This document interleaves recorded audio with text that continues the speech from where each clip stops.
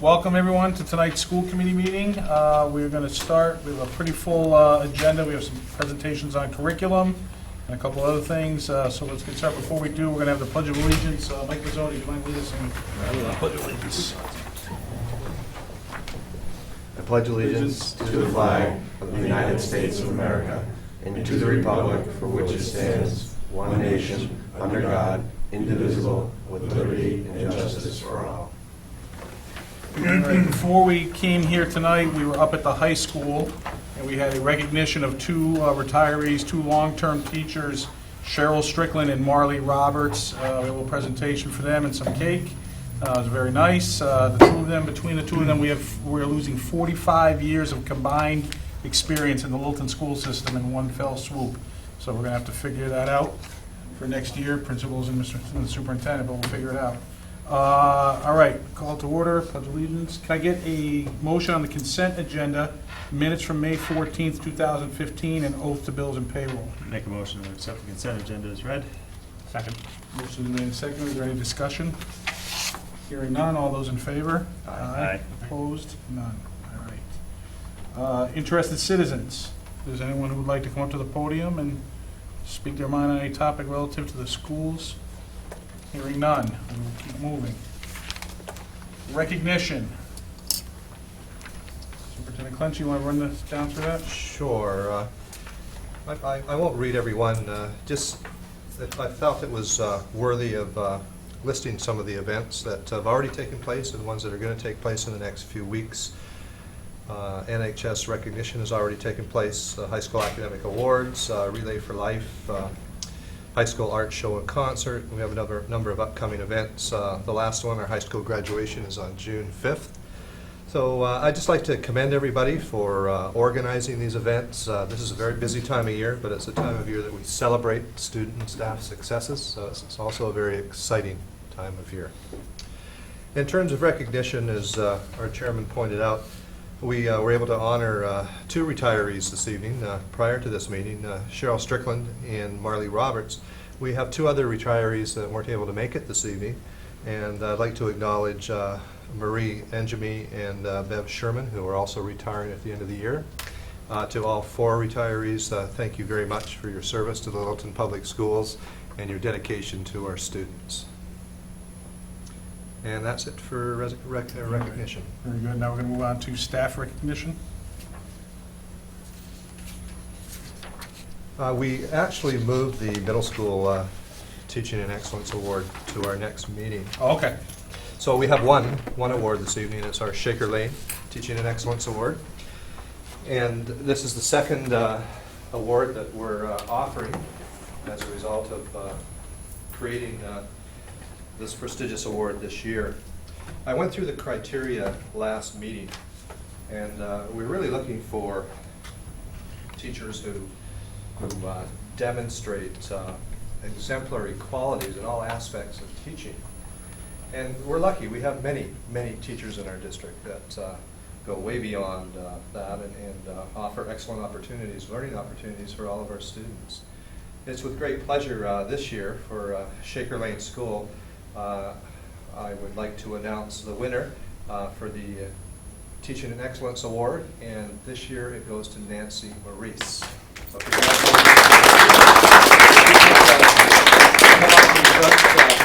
Principal Faherty wrote a few sentences for me to read tonight that correlated with the criteria that we were looking for. So if you wouldn't mind joining me at the front, that would be great. And Principal Faherty, if you would come up, that would also be great.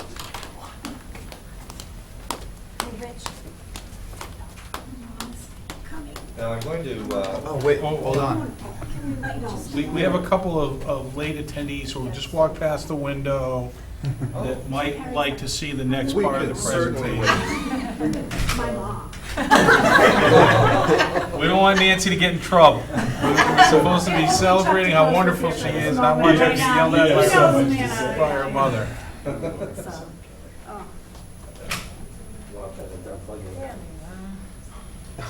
We didn't know how to get into the building. Right here.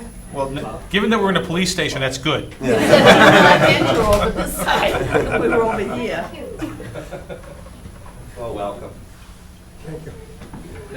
Principal Faraday wrote a summary of some of the things that Nancy has done, not only this year, but in past years, to be worthy of the award. I can attest firsthand that Nancy is an incredible teacher. Every time I go into her classroom, students are engaged. They're learning in an individualized manner. Nancy is an expert at using technology in her classroom, and she brings learning just alive to her students. So I'm going to go back to Rich's script, so to speak, and try to decipher some of the things that you wrote.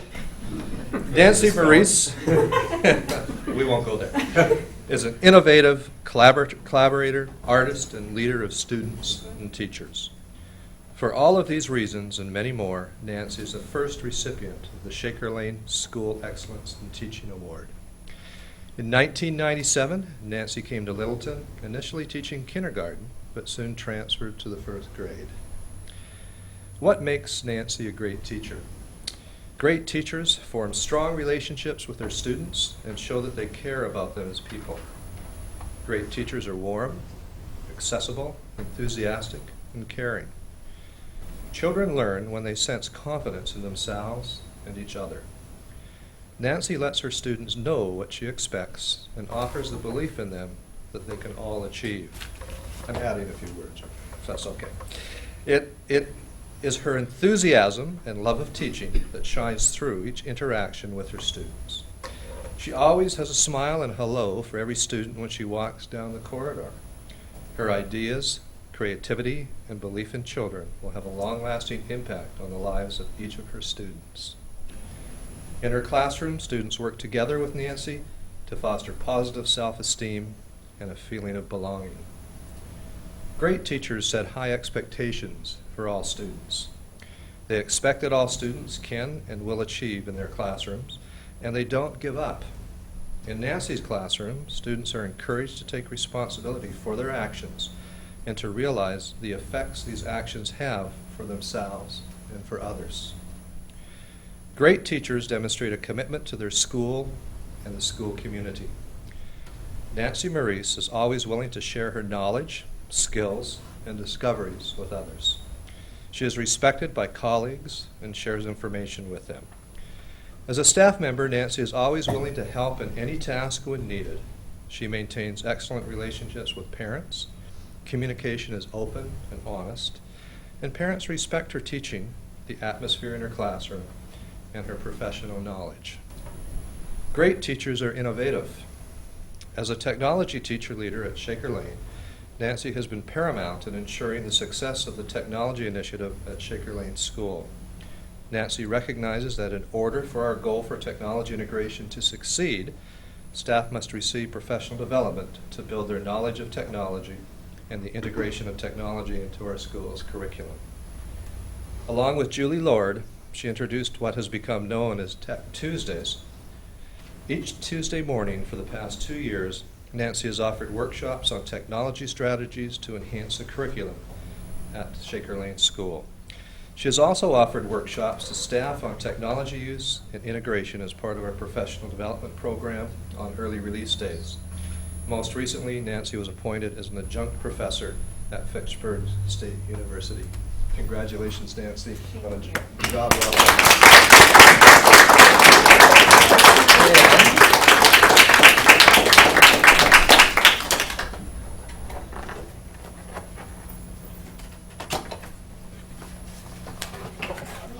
We'll give her a box as well, so I can throw things all over the ground here. Very well wrapped. We'd like to present you with this plaque. Her plaque is a token of our appreciation for excellence in teaching. Congratulations. Thank you very much. Show the camera. We should get a picture. All right. Move over here. We could.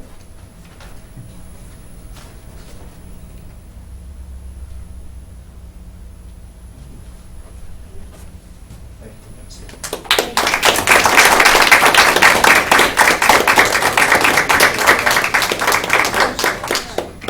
Let me move all the stuff out of your way. Thank you. Well, first of all, I'd like to thank Mr. Clenchey and Mr. Ferry for your kind words, and also the school committee for always supporting Littleton teachers and students.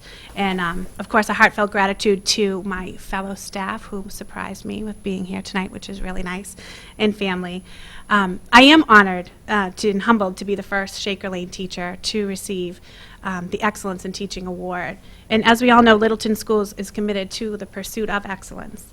And I see this excellence every day in the caliber of teachers that I have the privilege to work with at Shaker Lane, as well as the outstanding teachers my own children work with each day at Shaker Lane, Russell Street, and Littleton Middle School. As a teacher, I am proud to be part of this excellence, and as a parent, I am forever grateful that my children benefit from excellence every day. When Mr. Faraday spoke to me about this honor, I remember thinking to myself, well, I'm just doing my job. And as a teacher, my job is to teach and to modify and enrich and assess, manage and plan, analyze and, report, set goals. But everybody knows that teaching is so much more than that. So I began to reflect on that phrase, just doing my job. And just doing my job is a pretty great thing. I get to help young children grow, not only in their learning, but in their character. I observe them as they wonder and discover about the world around them. I watch the pride on their faces when they realize they can read. I get to celebrate all of their 6- and 7-year-old victories, from publishing their first stories to conquering the monkey bars to losing teeth. They want to share their lives with me, and that is a privilege of just doing my job. So my job is never boring, and it's never the same. My job requires a positive outlook, patience, and the willingness to make a fool out of yourself to make learning fun. My job is about making relationships. And I've been building relationships in Littleton for the past 18 years. And the bonds that I've had with my current first graders, the seniors that are graduating next week, as well as the kiddos that I have that are now in the workforce, even some as teachers, are priceless. And really, I'm just one teacher out of the many teachers in Littleton just doing their job and loving every minute of it. So thank you.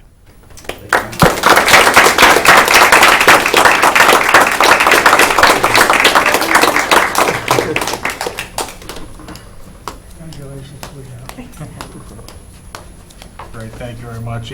We had, last 2 weeks ago, we had Heidi McGregor, who said, I think the recurring theme is that at school committee meetings, we've seen Heidi McGregor's class and some of the stuff she's done, and we've seen Nancy Maurice's class and some of the stuff they've done on presentations that we've done. So I think we're seeing a recurring theme of the teachers that are taking advantage of technology and integrating and being aggressive and innovating in their classrooms are the ones that are getting acknowledged for their excellence. And it's no surprise to us that you're back here again with us, so thank you.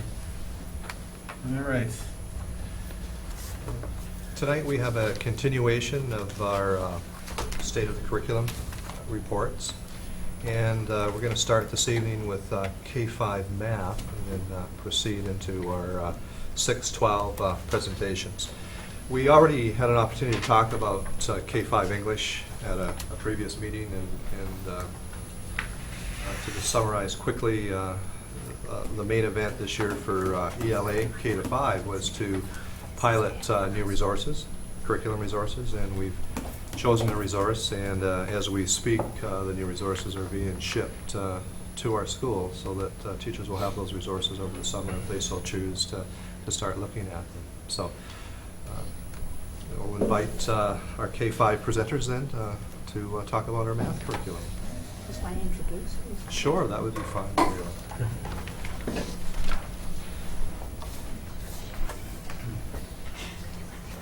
There's a little bit of a change in the lineup, with the superintendent introducing the next. I wanted to introduce the coordinators and specialists who are going to be presenting tonight in the second part of the State of the Curriculum Reports to School Committee. Dr. Brinko and I will be presenting these science curriculum update, science grades 6 through 12 curriculum update, because Dr. Finity is wearing her parent hat at an event at Littleton High School tonight. New to you in terms of presenters is Mr. Pete Dallaire. He has not presented before school committee before. He's a K-5 math and science instructional support specialist. He's concluding his first year in Littleton in this pivotal role. And something that you will see in throughout the presentation and throughout his interactions with faculty and students is a commitment to standards-based instruction, the content standards in math, and infusing the spirit of inquiry in math and science.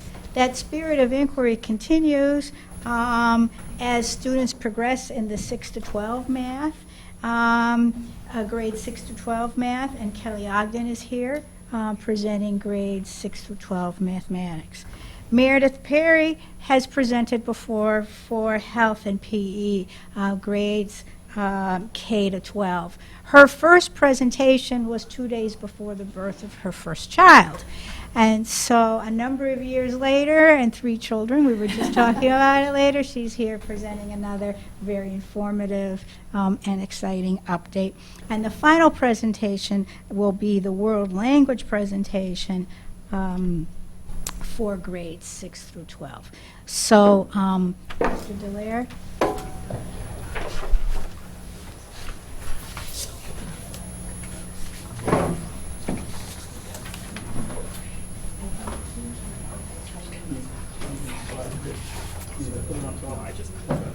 And then you can steer through the slides.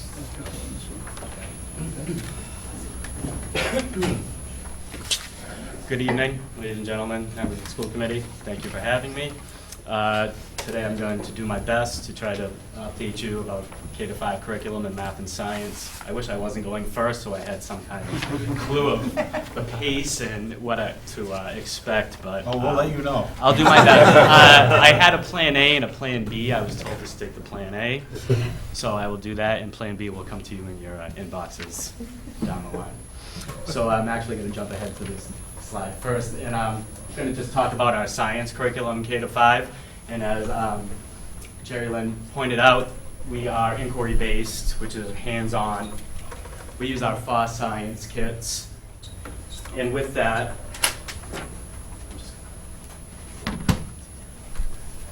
our inquiry-based science allows students questions and curiosity to drive curriculum. They gather information through applying their skills to real-world situations. It has children pretty much ask questions. An inquiry is about asking questions, and asking questions promotes learning, and learning promotes more questions, and more questions promote more learning and exploration. And that's pretty much what we're doing with our FOSS science kits. And I'm not going to read you all the slides because it's there for you to read at your leisure. But that's what we're doing. We're hands-on, we're inquiry-based, we're asking questions, we're not using textbooks for science. It's all cooperation, collaborative, hands-on learning. If I go back a slide, this matrix right here is the K-5 science curriculum, what we're using. Most of it's supported by the FOSS science kits, and some of the others are actually enrichment or grants that some of the teachers are working on their own. And I'll just briefly go through what each grade is doing. And if you have any questions, you can just let me know. In our kindergarten, we're working with trees. That's covering life and earth sciences, and our physical science is being handled with wood and paper. And they're doing, and I added a column, STEM, because that's where I'm kind of pushing things, science, technology, engineering, mathematics. If you want to get into it, it would be STEAM, and the A would be for the arts. And for STEM, the kindergarten is doing this kinesthetic letter of the week, where they're acting out, they're doing different physical moves as they're learning their alphabet kinesthetically. In our first grade, and we have our first grade staff here, they got their ladybugs, so they're working with ladybugs in life science. Balance and motion, I worked with Terrell Sorosik's class. I apologize if I pronounced that wrong. And we did a lot with balance and motion and making wheels and ramps and just that type of exploration and inquiry. Also with the air and weather, And then under the STEM for grades 1 and 2 is something new that the Shaker Lane PTA got us this year. It's a Lego lab, and what we're doing is creating math and engineering for those first graders and building up to the actual like Lego competitions you see where they work at the middle school and the high school, where they're actually coding and then having the Legos mechanically move and do different things. So that's what the Lego lab is. It hasn't actually been instituted yet, but the materials did come in after Christmas, and we are going to use that in June with the first and second graders and get them ready for next year. In grade, and I'll speed this up a little bit.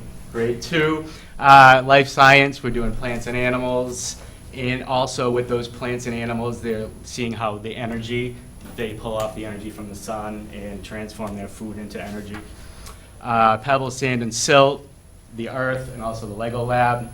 Moving on to Russell Street, our third graders, structures of life, physics of sound, earth materials, and the makerspace. And that's the one I really wanted to talk about. They had to create 21st century desks with all these different gadgets like iPhone attachments, or you could push your lunch order into your desk and it would pop up, and there were some really cool inventions. And so that's what we're kind of talking about in the third grade makerspace. You don't always have to be at a desk. Some kids like to stand up and walk around and be standing. And if you think about it, when you're working, do you always like to be sitting at that desk? I definitely don't. I like to kick the chair out. I'm always leaning or standing, and it's amazed that I'm in one place right now for you all. Fourth grade, moving down, we talk about the human body. We get into some of the systems inside the human body. Magnetism, electricity. They talk about water, the water cycle, and the invention convention, which is something I learned about this year, and it's about becoming inventors and submitting projects and actually going through the steps of becoming an actual inventor all the way up to maybe even a patent, something like that. So that's what is happening in fourth grade. In fifth grade science, they're talking about environments. That's definitely their favorite one, where they have all the bugs flying around and they don't have enough room, but that's one of their favorite ones. Models and design, Water Planet, and then 21st century skills is a class I teach, and we use tools towards education, just getting out of that pencil and paper and textbook, different ways to provide student feedback. We do a lot of Google Classroom. We do a lot of shared documents, tools for the future, comic strip making, music making, just to do different type of assessments and report different types of learning. So that's what's happening in our K-5 science curriculum. And then I'll can't quickly get into math, but so I'll talk about our math program, what's going on. This year in K-2, we adopted Everyday Math 4, which was closely aligned with the Common Core. And taking this September, we'll be having Everyday Math 4 in grades 3 to 5. So we had a smooth transition. We had professional development in the fall for K-2. Things went pretty smooth, I think. Basically, just with some of the technology, getting used to the different platform. But other than that, if you asked our K-2 staff, I'd say that they were pretty happy with the switch so far. And then with our 3 to 5, again, we'll be having professional development come September, and they'll be implementing it through the course of the year.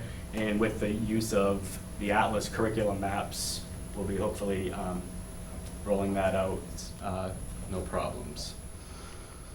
Our math curriculum, we focus on patterns, relations, and functions, geometry and measurement, data analysis and statistics, number sense and numeration, numerical and algebraical and analytical thinking, probability, and discrete mathematics. So those are pretty much our main focuses, our headings, our goals for our K-5. And here's our K-2 matrix. And you can see grades. We have span of everything. I'm sorry. I'm going to step out of the way here for a second. Each grade is covered by those 6 goals, and each grade builds upon them year to year. So if you look kindergarten, You can see that in the patterns, relations, and functions. We create patterns, explore graphs, and then into first grade, you can see how it grows where they recognize and extend patterns, and then they graph and record data. And then in second grade, how each builds and grows on top of each other. So I won't sit and go through each progression for you, but you can see that at each grade, K1, in the geometry and measurement, and then in the data analysis and the number sense, that each skill builds on top of itself. And then you get to the 3 to 5, and again, we continue that. We add a little more with multiplication, with division, with area, volume. We get into a little more discrete mathematics, a little more justification, where a lot of the kids are coming home and the parents are not understanding, and I'll throw it out. New math, it's not new math. We just talk about it differently, and we look at it differently. Numbers are numbers, no matter how we look at them. We just have to look at them differently. I tell my teachers and students, here's a box, let's think outside it.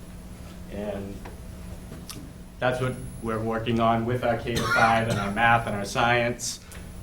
And again, if you have any questions, I'll help you. I mean, I'll answer them. Again, am I over my 10 minutes yet? Please, someone give me the kill sign. I'm sorry. Here's my joke for the night. You're doing fine. And then lastly, I just wanted to talk about a little bit of our interventions and assessments that we worked on this year, at least in the K-5 and the math and science. In kindergarten, we use something called Dreambox Learning, which is like a math game type of program, and the kids do adventures and they build math sense. Matific is a math website. Ames Web was something we piloted in kindergarten. We didn't have any data or assessment or anything to look at the kids and say they might need intervention. So in a past district, we use this Ames Web data. And what I did is, in the email I'll send you, I included the whole write-up for it. But it's pretty much an oral interview, 4 one-minute tests. We talk about their counting, number identification. We talk about number recognition and quantity discrimination. And we chart them 3 times a year. So we brought that in as a kind of a piece. So when they go to first grade, we'll know how to take care of them when they get to that level. Second grade, we introduced Khan Academy. A lot of people just think of it as the videos, but it's this big online learning program now. And it's something we're pushing, and it actually lines up well with the NWEA map that we use. They kind of link right into each other, so we'll be using that as an intervention as we move on. And then as you can see, some of the interventions we use in 2nd and 3rd and 4th and 5th grade are the same. We use a lot of the ICANNs, which promote student thinking, student learning, student accountability, where we take the standards from the Common Core and turn them into ICANN statements. I can multiply 2-digit numbers. I can find the area of a triangle. It gives them that sense of accomplishment, checking something off, or their parents ask, what'd you do today? I can solve word problems. And they have a focus goal for the day, whatever it is. And I believe everything on here, when I send you the other PowerPoint, has a link if you want an example or if you have any questions, be sure to answer. But that's the K-5 math, science, STEM. Thank you. Questions or comments, Alex? I think this is a continuation of what we've been hearing for the past couple of years, except we're continuing to really get into it to make sure that we are now fully aligned with the Common Core. And it's great to hear that the way that we are using these instruments is helping us further individualize our learning. I think that's really important, so keep up the great work. Thank you. And I also appreciated some of your wit, and also how you just sort of... Well, I was nervous more than anything. And I also want to say this is my first year here, and I've loved every minute of it so far. This is definitely a culture shock from where I've come from. I worked in Lawrence for 15 plus years, and I come here, and it's definitely a culture shock, but I've loved every minute of it, and thank you. We'll have to figure out a way to make you nervous next time. We have Hold on. Oh, I have, oh, We got, oh, just in case. Hold on a second. All right. You think that's the ringer now? Nice try, though. We all might. Somebody, hey, hold that door shut. I have no questions, just wanted to say welcome to Littleton. It's obviously great to have you. You obviously are passionate about it. You can tell when people are talking about things if they're passionate about it or not. So thank you. I could go on, but I get the hook from I suspected you might. Jerry Lynn. She was giving you the eye? People would have to talk about those too. Yeah, I didn't even think you're going to walk off without a question from me. That's not That's all right. Fire away. No, so this one, you know, it might not be fully in your area here, but I think that over the years, I've been, you know, there's probably like a dozen different math programs used in the thing here, and actually reading the reviews of them, they all get mixed reviews. But over the years, I've also heard criticisms of the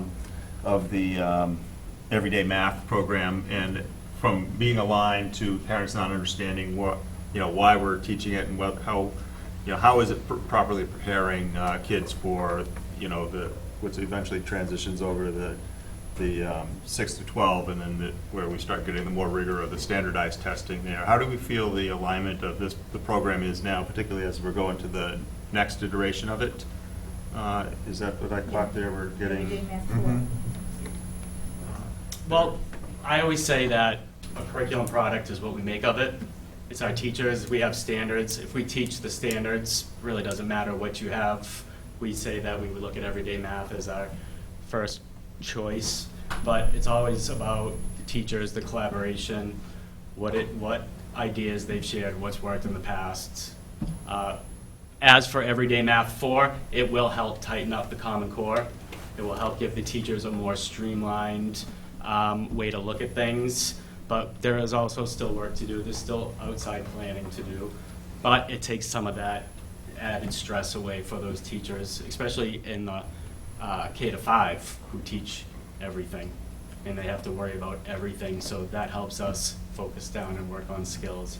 And it helps the parents understand some of the new math as well, because some of the inserts or the workbooks that go home kind of explain it a little more.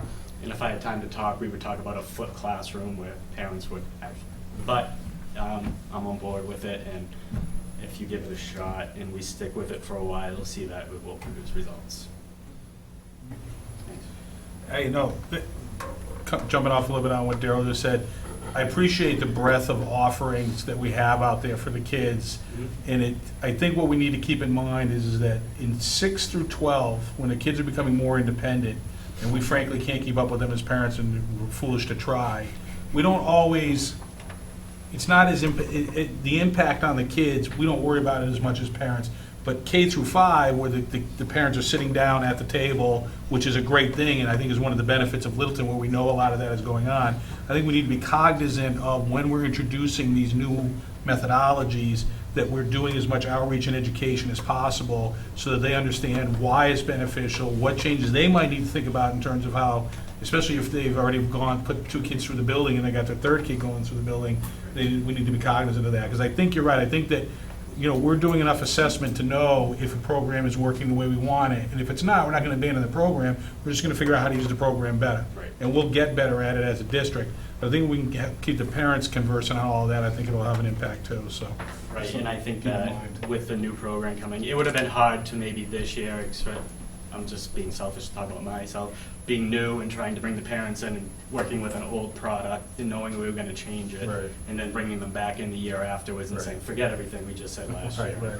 Do it this year. So at least from my standpoint, I'll have some ground under my feet to run Good. with, and Perfect. relationship with the parents, and then say, okay, you want to work with me now? You're free to go. Yeah. Thank you very much. Oh! You're almost free to go. This is longer than 10 minutes. That's all right, you can blame us now. I appreciate you saying it was a bit of a culture shock, too. A good one, I'm Oh, assuming, absolutely, of course. But it's interesting, when we brought Pete on board, Pete had extensive experience in schools that were under the gun, so to speak, to improve. So Pete has a real good understanding of math and science in terms of structure and strategic planning and methodology.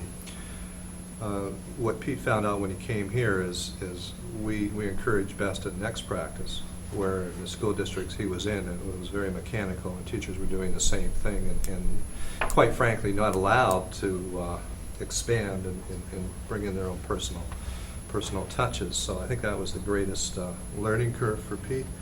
But we did this deliberately because we really wanted somebody that could keep the basic mechanics and structure in place as we continue to move forward with new initiatives. So I'm very pleased with what Pete brings to the table. I do have a question, though, before you sit down, and we've talked briefly about 10 Marks. And 10 Marks is a summer program, summer math program for students. It's free. And I noticed that you only had it down in one grade. Is the intention? Oh, no, to the intention was when I had put this together, they were building upon. And see. then on my Plan B, I had put it for each one. But 10 Marks is a standards-based computer intervention program. It's free. And the skills are selected by grade level or by teacher or by parent. And it's 10 marks, so there's 10 questions, and there's videos, and there's hints, and there's games, and there's rewards, and it promotes summer learning and to take away, as they put it, that loss of learning over the summer. I was made privy to it last year when my daughters came home for the summer, and they said, "Hey, Dad, we got to do 10 marks." I said, "Okay," and I sat down with them and got into it, and me being the standards-based guy, I liked it. It's more of the explanation instead of the basic arithmetic. It's the explaining of your ideas. It's justifying your answers. And then that along built with the rewards built in. There's certificates you can print out. There's games the students can earn. And there's a plethora of data that you can use to help and drive your instruction come the fall, or the parents can use to help whatever it is they want to do at home. So are we encouraging its use during the summertime? And Absolutely. All The grades? letters are already printed, well, not printed, but made with the Russell Street and the Shaker Lane. Perfect. And they will go home, and there will be I'll ask the principals to blast it, and we'll put it on the website as well. Excellent.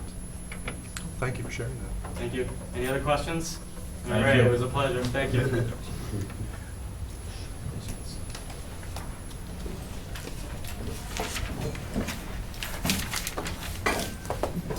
You can't leave mid-meeting.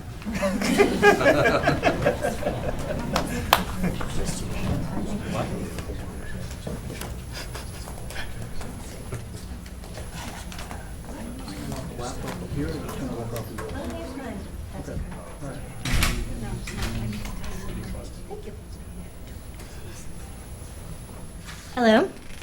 I'm here to give you an update on what 6 through 12 has been up to over the past year in mathematics. So let's start with the middle school. This year at the middle school, there was an analysis in November of the 2014 MCAS exams. The department took this time to review test items within 5% of the state average. They considered what errors the students might be making.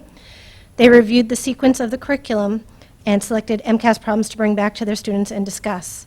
Grade 8 had a really good year last year. 91% of the students were advanced and proficient. This is year 4 with the Glencoe McGraw-Hill textbook series. Things are going really well with those. We really enjoy them. Students feel confident and success using these textbooks. The teachers still feel that the transitions from curriculum 6, 7, and 8 are smooth going from year to year, and that most students are now placed properly within the 7th and 8th grades. 7th and 8th grades are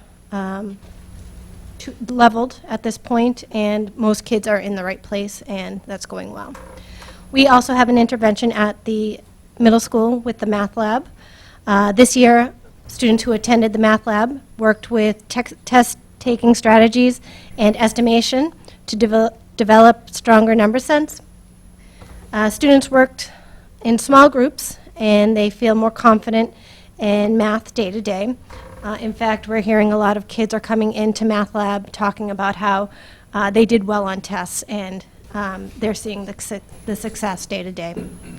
In grade 6, they worked on Khan Academy. We also heard that in the lower grades. They used Khan Khan Academy in a different way. They're not just videos, as was mentioned. They actually have skill-based tests, and students were assigned different skills throughout the year. And as they were going on, the better they did, the more they got badges and awards for their success. During one of our 6 through 12 meetings this year, Joanne Derry demonstrated the Khan Academy and how she uses it. And she taught all the math teachers how we could use it in our own classrooms.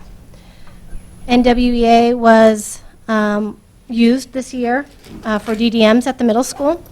The students took the online test, and the questions change from student to student. It's actually not the same test as they take the test. And they took them multiple times this year. The teachers felt that this was a good assignment, a good assessment, excuse me, and they were very excited to look at the data and see how the students performed as the years went on. Professional development. This year, Joanne Derry and Amy Mannheimer attended 2 conferences. One conference was a 2-day MassCue Annual Technology Conference on Technology. The conference worked with educators to find ways to enhance teaching and learn how technology could enhance their teaching in the classroom. They also attended the co-teaching conference, which discussed ways to collaborate and explore strategies to partner together to meet the needs of all the students. In the middle school and in the high school, I can say, all the courses are Common Core aligned. We're actually shocked with how well the kids have taken to the harder curriculum. We feel that even with the harder curriculum, as the year goes on, kids are more prepared, and we're finding that we can get more in as the years go through. And finally, this year at the middle school, we welcomed Mrs. Amy Mannheimer, and I want to say that she's been wonderful, and both parents and students have come to tell me how wonderful she is and how they think that she's a great teacher, and we're very happy to have her. She's a great asset. At the high school, last year, 15 students took the AP Calculus exams, AB. All students passed the exam. 10 students earned 5s, 4 earned 4s. This year, this is the 4th year running an honors level statistics course, and although it's not an AP course, 15 students took the AP exam last year. 10 passed with a 3 or higher. LHS also had a really strong showing with the grade 10 MCAS. We had 98% in advanced or proficient, and 86% of them were advanced. Next year, next September, LHS will be offering 2 new courses in the mathematics department. AP Statistics will be taking the place of Honor Statistics, and Computer Science Principles, which is a new course that you might have heard in the news. The White House actually had a big press thing on that, and it will be an AP course down the road. This is also our 4th year using the McGraw-Hill textbooks in Algebra 1 and Geometry. Again, we're seeing success, and the classes are going really well, actually. The textbooks helped us align to the Common Core, and beginning in September, we are extending the series to Algebra 2. This is our first year where all students have a 4-year math requirement. This requirement is due to a prerequisite from the Mass State colleges and universities, expecting that all students come in with at least 4 years of math. We are seeing lots of kids doubling up in math at this point. We're seeing it in sophomore year with geometry and algebra 2, as well as senior year with calculus and statistics. We're hoping to see more students branch out and even try taking the statistics with the algebra 2 in their junior year. As of September, all courses are fully aligned to the Common Core, up through pre-calculus, which is all the courses in the Mass State frameworks. The increase in rigor is definitely seen. And the kids are definitely keeping up and looking great. And for the past 9 years, I just want to mention that we've had a volunteer. This is our only intervention at the high school, and his name is Ray Streeter. He is wonderful, and I just wanted to mention that. This year, we can officially say we have computer science at LHS. We partnered with Code.org to introduce the Exploring Computer Science course. This curriculum is a national curriculum. Students work together in inquiry-based learning to learn about human-computer interactions, problem solving. They learned HTML and made websites. They programmed using Scratch, and they're currently using the LEGO Mindstorms to do different tasks. Mr. Clenchey was there to see that. Next year, we'll be offering computer science principles, as I mentioned, in addition to ECS. This is a new course recently developed where students will be using App Inventor to create their own app on Android devices. The College Board has approved this course to be an AP course in 2016-2017, so next year it will be an honors course. The PD for this course will be this summer, and I will be learning a lot.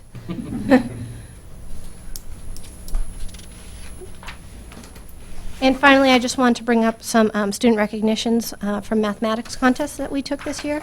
This year, LHS was very involved with math contests. We've been working with the New England Math League for the past 9 years. It's a 6-contest, 30-minute competition 6 times a year. We have a lot of success with this.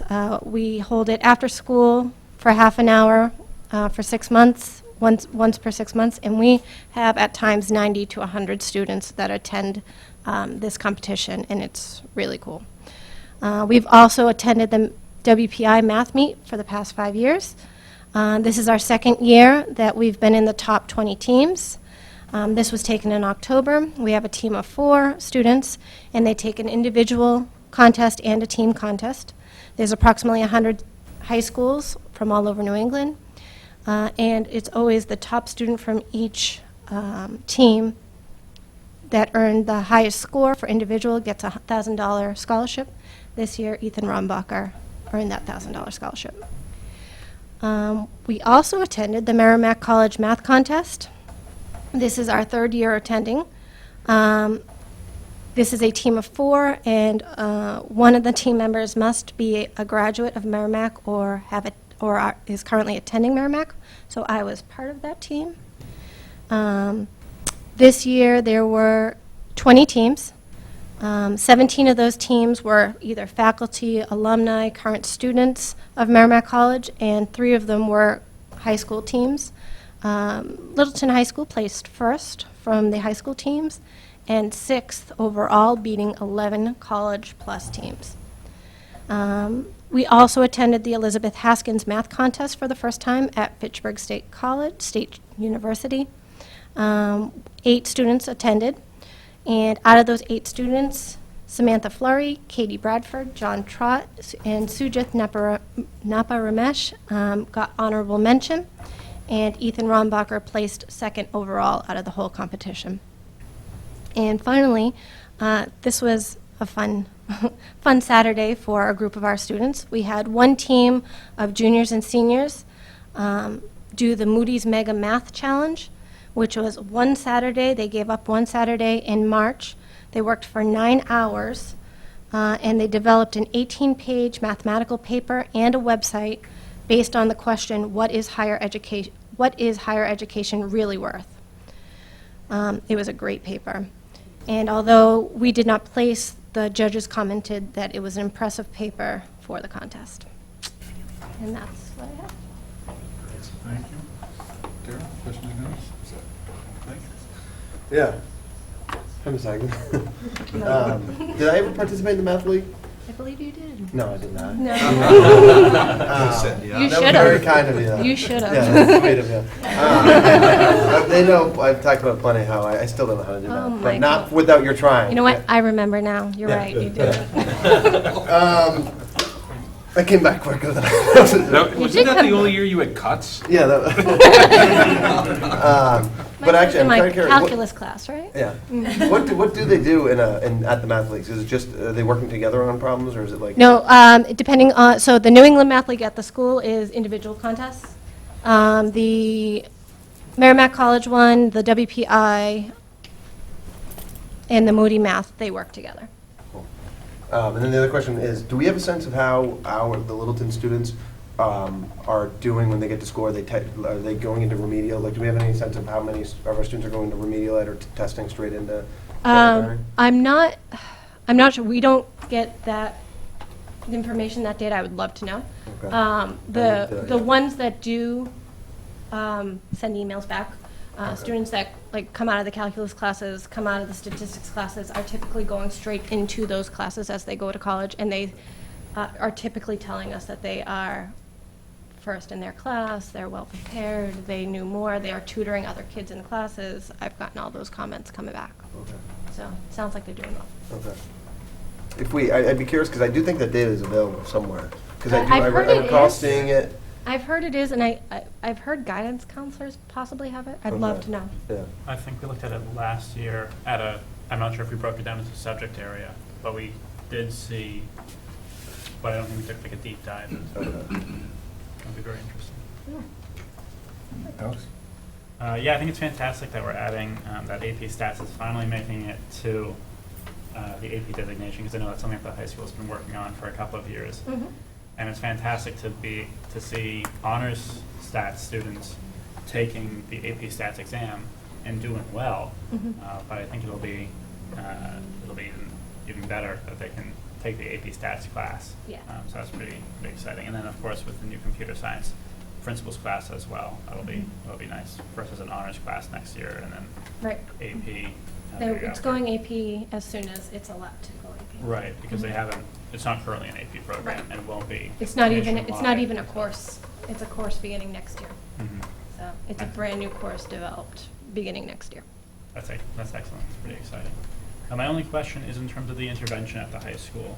I know because we only have the MCAS exam in the 10th grade, that maybe the intervention needs might be a little less than they are in the other buildings, because half the school population will have finished that last exam. Do we feel that having one person doing the math intervention? I can't even say he's officially an interventionist. I Okay. can't, he's a volunteer tutor, and if students choose to go see him, that He is does that. wonderful. Which is excellent. Yeah. I guess my question, if I can rephrase it then, would be, do we feel that we have enough support for students who are struggling with math at the high school? I think at that age, students need to learn how to ask for help. Ask for help and You receive know, help. and it's all the teachers are available. We are there for them if they need help after school.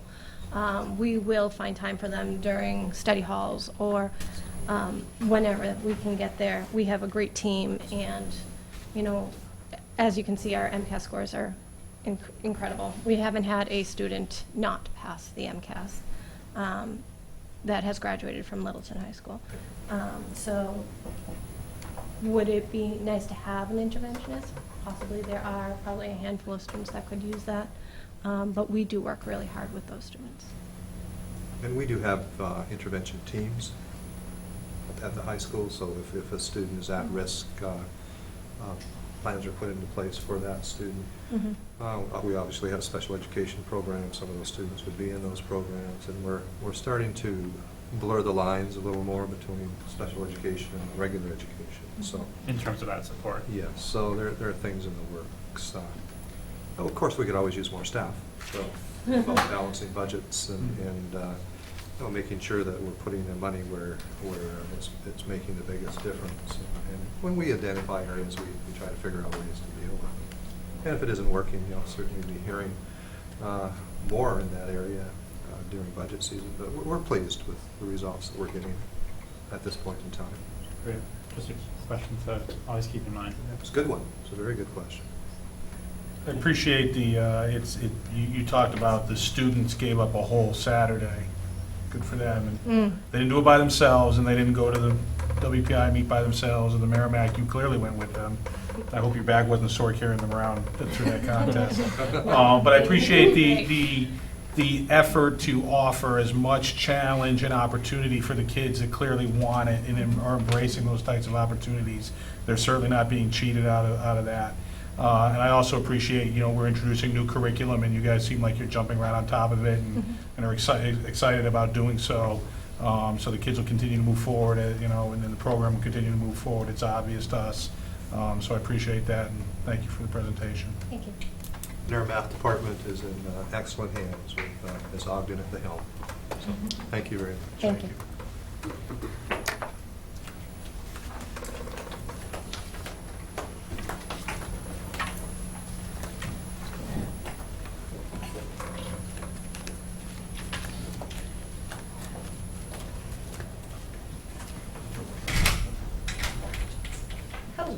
Do you want this up here so you can see it?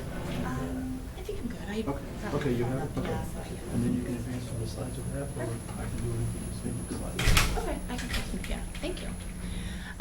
So before tonight's meeting, I was approached and said, can you kind of spice it up a little bit? And I'm all for spicing things up a little bit. So we did something at the high school and the middle school this year. It's called Jam Session. It's called Just a Minute. And so what I would like everyone to do is I would like everyone to stand up for just a minute, get the blood flowing a little bit. I'll play a little music for you, if it'll let me. I know that everyone will like this song, so we're good. We can't run around the room, though. No, I promise. You can stay right. And we did it over the loudspeaker. And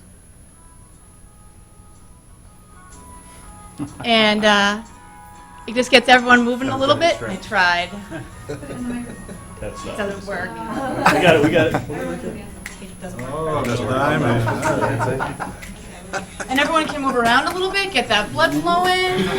We sit quietly in our chairs. When you ask What me is to this? spice it up, this is what I do. Fast forward. Hey, that was only 30 seconds. Get up, get up. Here we go, everyone. I want to hear everyone singing. Here we go. Move it a little bit. Sweet Caroline. Let me hear it. All right. That's what you get when you. Does that happen at random times over the speakers? Okay, we only did That would it be once. cool. That's my goal. Okay, so we did it once. It was the World Record Jam Day. We did it at the middle school, we did it at the high school. And it's something that I'm trying to incorporate, and it kind of fell through the cracks this year, but I'm really going to stick to my guns. And it's going to be in the middle of a class, right before the end of a class, at the beginning of a class. We're going to mix it up. It's not going to be on the same day. It's not going to be in the same class. And even if they're in the middle of a test, I want them to get up and move, because I bet you that they would do better on the test after they got up and move a little bit. So I would warn the teachers and the faculty ahead of time, because if there is an exam, they would warn their students. If a jam session should happen in the middle of a test, you still need to remain quiet. You can still move, but you need to remain, something like that, to give them the appropriate direction warning. So I'm Meredith Perry. This is my 5th year. I have changed sizes throughout my state of the curriculum. My daughters are 5'3" and almost 1, so even last year I was not feeling so hot. But I'm here and I'm feeling good tonight. So,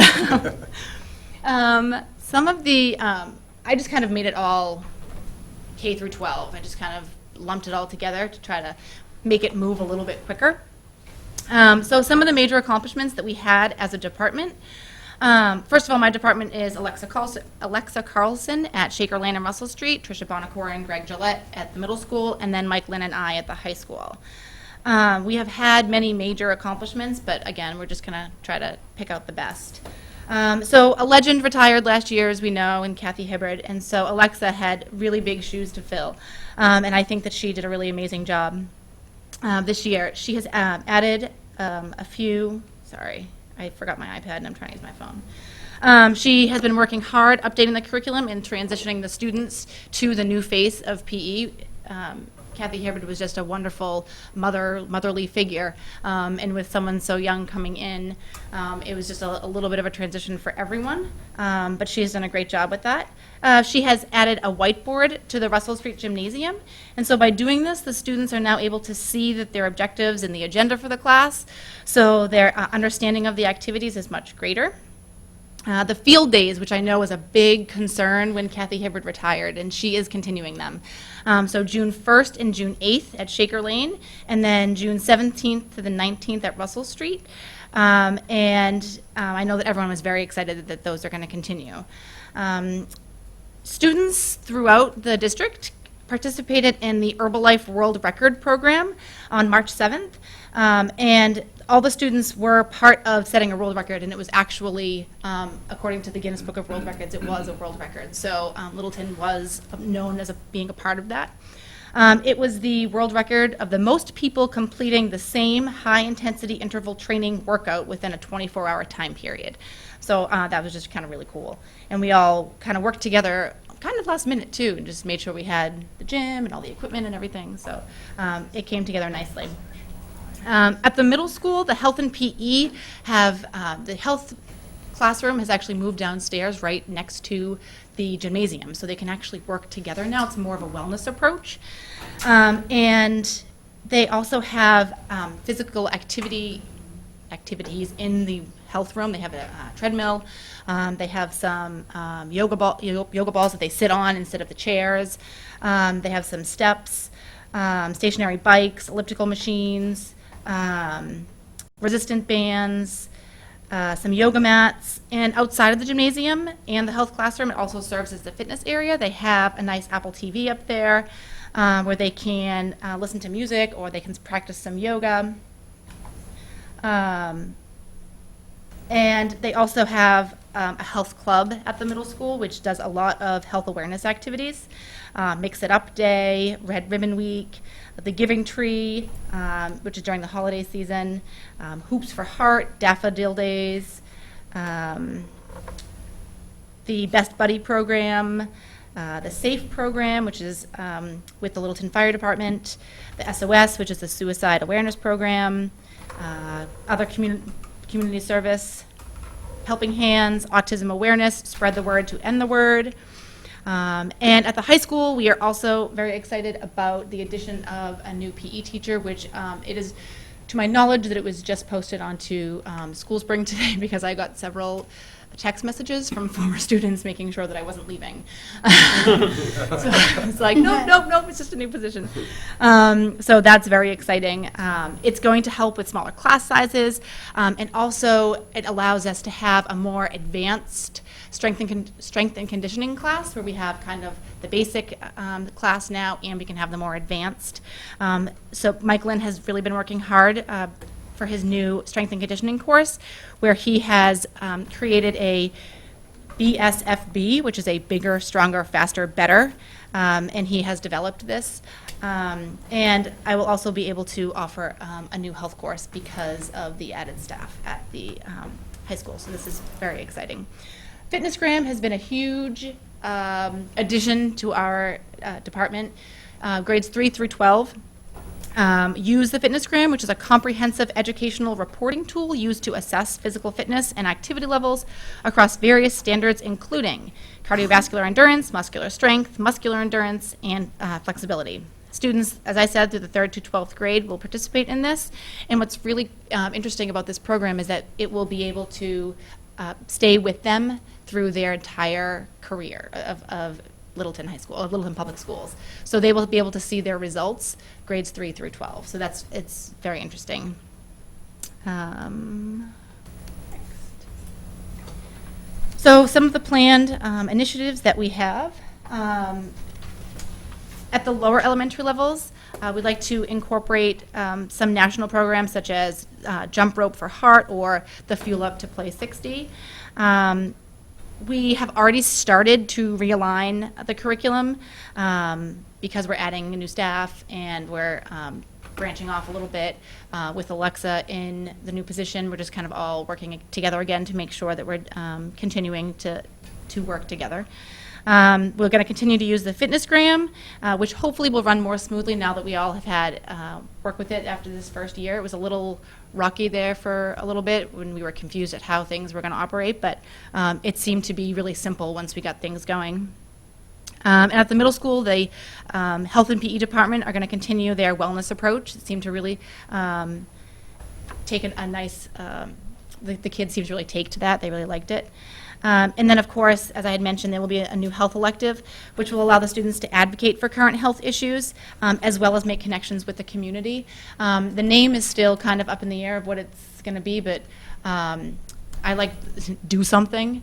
My father-in-law has this quote where he says, do something, even if it's wrong, just do something. And so I kind of feel like, okay, maybe we should start doing that. Hopefully we'll steer them in the right direction, but I want to get their ideas to say, you know, how can we make this community an even better place, and how can we make it an even healthier place? And so those are just some of the things that we're kind of working on. And then for professional development, again, oh, I forgot I got it. I moved it on my phone. I got was like, why didn't it move? This is awkward. And so for professional development, a few of the department members attended Mayford, which is the Massachusetts Association for Health, Physical Education, Recreation, and Dance. It was a 2-day-long conference that allowed teachers to collaborate with other professionals in their field and to share best practices. Tricia, along with the adjustment counselor at the middle school, Sarah Dorfman, were a part of a panel on May 12th at the second annual statewide forum on integration, which was sponsored by the Massachusetts Behavioral Health Partnership on behalf of the Mass Health Primary Care Clinicians Plan. And they both spoke about how successful the SOS program has been at Littleton Middle School. Alexa participated in the Shaker Lane, or the revival of the Shaker Lane Values Program, which is the HEART program: honesty, effort, acceptance, respect for learning for oneself and for others and for the environment, and taking responsibility for what you do and say for each other. And then also the middle school teachers attended the NELMS, which is the annual conference. And they collaborated with other PE teachers in the region. Various graduate courses, we are always trying to learn new techniques and the changing curriculum, changing topics. I mean, health, that's why I love teaching health, because it's always changing and there's always new research out there. So it's always important to continue with the with your grad classes continuing. And that's all I have. Just kidding, I forgot I had pictures. These are just some of the things happening. Any questions? You made a funny face. Well, it's just a single, I see a single bowling pin on the gym class. They're using the hockey sticks. It's just, yeah, it was like around. Cool. Sounds fun. I would not have caught that. Of course, Mike catches it.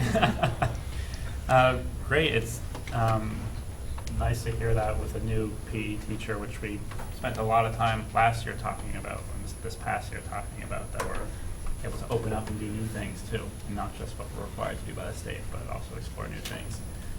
I'm really excited to hear about that new class and I am too. what's going on. It sounds like a great opportunity to help, really directly help the entire school community with the added staff, for that room that gives you. So that's pretty exciting. I know we've been talking about the YRBS a lot in the past couple of meetings, so it's very, very brief, at least for me. I know we talked last meeting about how you have a stress management unit and lots of stuff like that, so I just want to commend you for that, and the whole department for that, because that's so important. And of course, that signs of suicide and all the other stuff that the department either puts on directly or works with the administrative teams to put forward is really helpful. So thank you. Thank you. I don't think I have any questions. Thanks for the presentation and for getting us up and moving. You're welcome. No, and I was trying to figure out some pithy thing here. Physical education and activity doesn't stop at the school level there, and I guess I throw it as a challenge for my fellow board members here that the Littleton Road Race on September 27th, we could do a school committee team. How far is here. it? So How far is it? You do that as a relay? It's a relay, no? It's a 5K. Mike's gonna drive the Pacer car. Yeah. You know, you I'll mock pick me up for Mike. the I'll pick up Mike when here. he's I there. will mock you for the 5K. We're going to have an I- executive session. Is that under safety? I'll do that over Math League any day. No offense to Math, I just don't know how to do it. Anyway, All right. Thank you very much. Thank you, yeah. You know, obviously, a lot has changed over the bunch of years, but I think for the better. I think that, you know, the kids have plenty of opportunities to get after it, and, you know, we hear a lot, like when we go to different graduation and things, they talk about the gym teachers, they really do, and the health teachers. So, you know, the impact is significant, and you get every kid every year kind of thing, so it's a tremendous opportunity. You guys do a very good job of taking full advantage of, so thank you. Thank you. I appreciate everything that you allow me to do. Yeah, Miss Miller, as I always remember, always did connect well with students, which is why she got text messages probably when people were shocked. And I was like, oh, it's fine. And everyone was like, oh, okay. Thank you. And Meredith also has another 6 grades to look after as a curriculum coordinator, so I'd like to thank you, Meredith, for all the hard work that you do. I Very know. I was fortunate to actually just have at you. Russell Street today. I was helping with the puberty lesson, so it was fun. Excellent. Yeah. Thank you. You got it in there I anyway. knew I would. Yeah.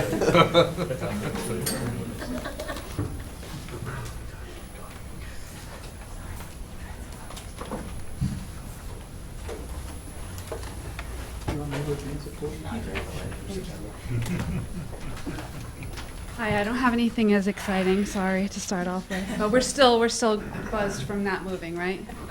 All right, I'm Liz Kelly, and I'm going to talk to you tonight about the world languages, 6 through 12. And I have the same slide as last year for the first one, which is gone. Okay, good. So on to because to try and find, there's no flag of ancient Rome, so there's the emblem of Rome though. Okay. So our major accomplishments. Sorry, I'm just going to try and pull this up. So far this year, our biggest accomplishment was our World Language Festival, which was in March. And we raised about $2,000 at that festival, which then goes to the book bag scholarships. We were giving 2 this year, $500 each. Those are seniors who have excelled in foreign languages, and they can apply, and we go through and assess their applications. This year, we also added an AP French course. Our enrollment continues to increase. Every year we've been tracking. We have I just picked a couple of highlights kind of from each language. We have French Club half-day cafes on our early release days. So if you're ever around the high school, it's about 7:30 in the morning on an early release day, stop by, and there's French pastries and coffee and that kind of thing. In the fall, we had a Spanish exchange program. I actually missed the entire week of school because I had the shingles, but I hear it went very well. I said, oh yeah, that was this year. I was completely missed that, but we had some students come over from Spain and had a great time. Actually, we do have a student who connected with her visitor and is actually going to visit that family in Spain. I led a trip to Greece and Italy over April vacation this year. That went very well, and we had a trip last summer to the Dominican Republic. And I'm looking at another trip in 2 years to Italy, and I know that our Spanish teachers are planning a trip, I believe, for next year to Spain. Yep, okay. We have had tremendous success on our national exams, and the one thing I really wanted to highlight about that was Ethan Rambacher. Again, you've already heard his name. But I just received another commendation for him that the National Latin Exam Committee wanted to extend congratulations to him on winning a gold medal on the National Latin Exam for 4 consecutive years. So he was awarded at the awards night several weeks ago an Oxford Classical Dictionary. That's something nice that they do. Also another, we did very well this year on all of our national exams. We had an increase in performance in all 3 languages, where the percentage of students who earned awards went up in each of the languages. So I won't give you all the details there. But I will tell you another example. We had a perfect paper, which means there was nothing wrong, for 8th grader Alex Rizzi in Latin 1. And we also had a couple essay contest winners. The Junior Classical League had a creative essay writing contest. Haley Ely came in second place in the nation in 12th grade, and Samantha Malott second place in 11th grade. So a couple highlights there. And the newest one we just received word of this week was for a state, the State Foreign Language Association called MAFLA had a poster contest, and as part of our celebration of World Language Week, which was that was where World Language Night fit in. We had students do projects, and they could either do a cafe at the World Language Night, or they could do a poster. And one of the poster projects was this creative poster along the lines of the theme, which was about proficiency, climbing the proficiency ladder. And Will Barasinski earned an honorable mention for that. So that just was announced this week. So those are some of our highlights. We've had field trips. We had a big Roman banquet last week, complete with chariot race at the high school. What else did I want to make sure I hit upon? The big thing I wanted to say for our accomplishments is I just wanted to give a very heartfelt thank you to our 2 retiring teachers in the middle school. We're going to have a big gaping hole where we're losing 2 out of the 3 middle school teachers. So I did want to thank publicly Bev Sherman and Mary Lou Injemy for their many hours, days, weeks, years of teaching and instilling the love of learning languages in many students. So I did want to give them a public thanks. We will miss them very much. Okay, on to professional development. We've been very busy in our department in a variety of ways. Just like all the other departments, we've been focusing on our DDMs. And we did summer work last summer. We also used some of our early release time given on those early release days to look at the data with our DDMs. And one of the things we realized is we need to do some reworking. We were all very ambitious, not only in the scope of what we were testing, but also the improvements that we wanted students to meet. So we're still working on the details there. One of the things about it is that it's to measure a year's growth is a little tricky when you have to have the data ahead of time. So we're kind of working on some of those things, and we're going to keep working on our DDMs. I participated in a department review at Weston Public Schools in the fall for a week, which was a great opportunity to go into another school, see how that department works, and bring back a lot of the information that I learned there. We did a lot of sharing with that information in our department.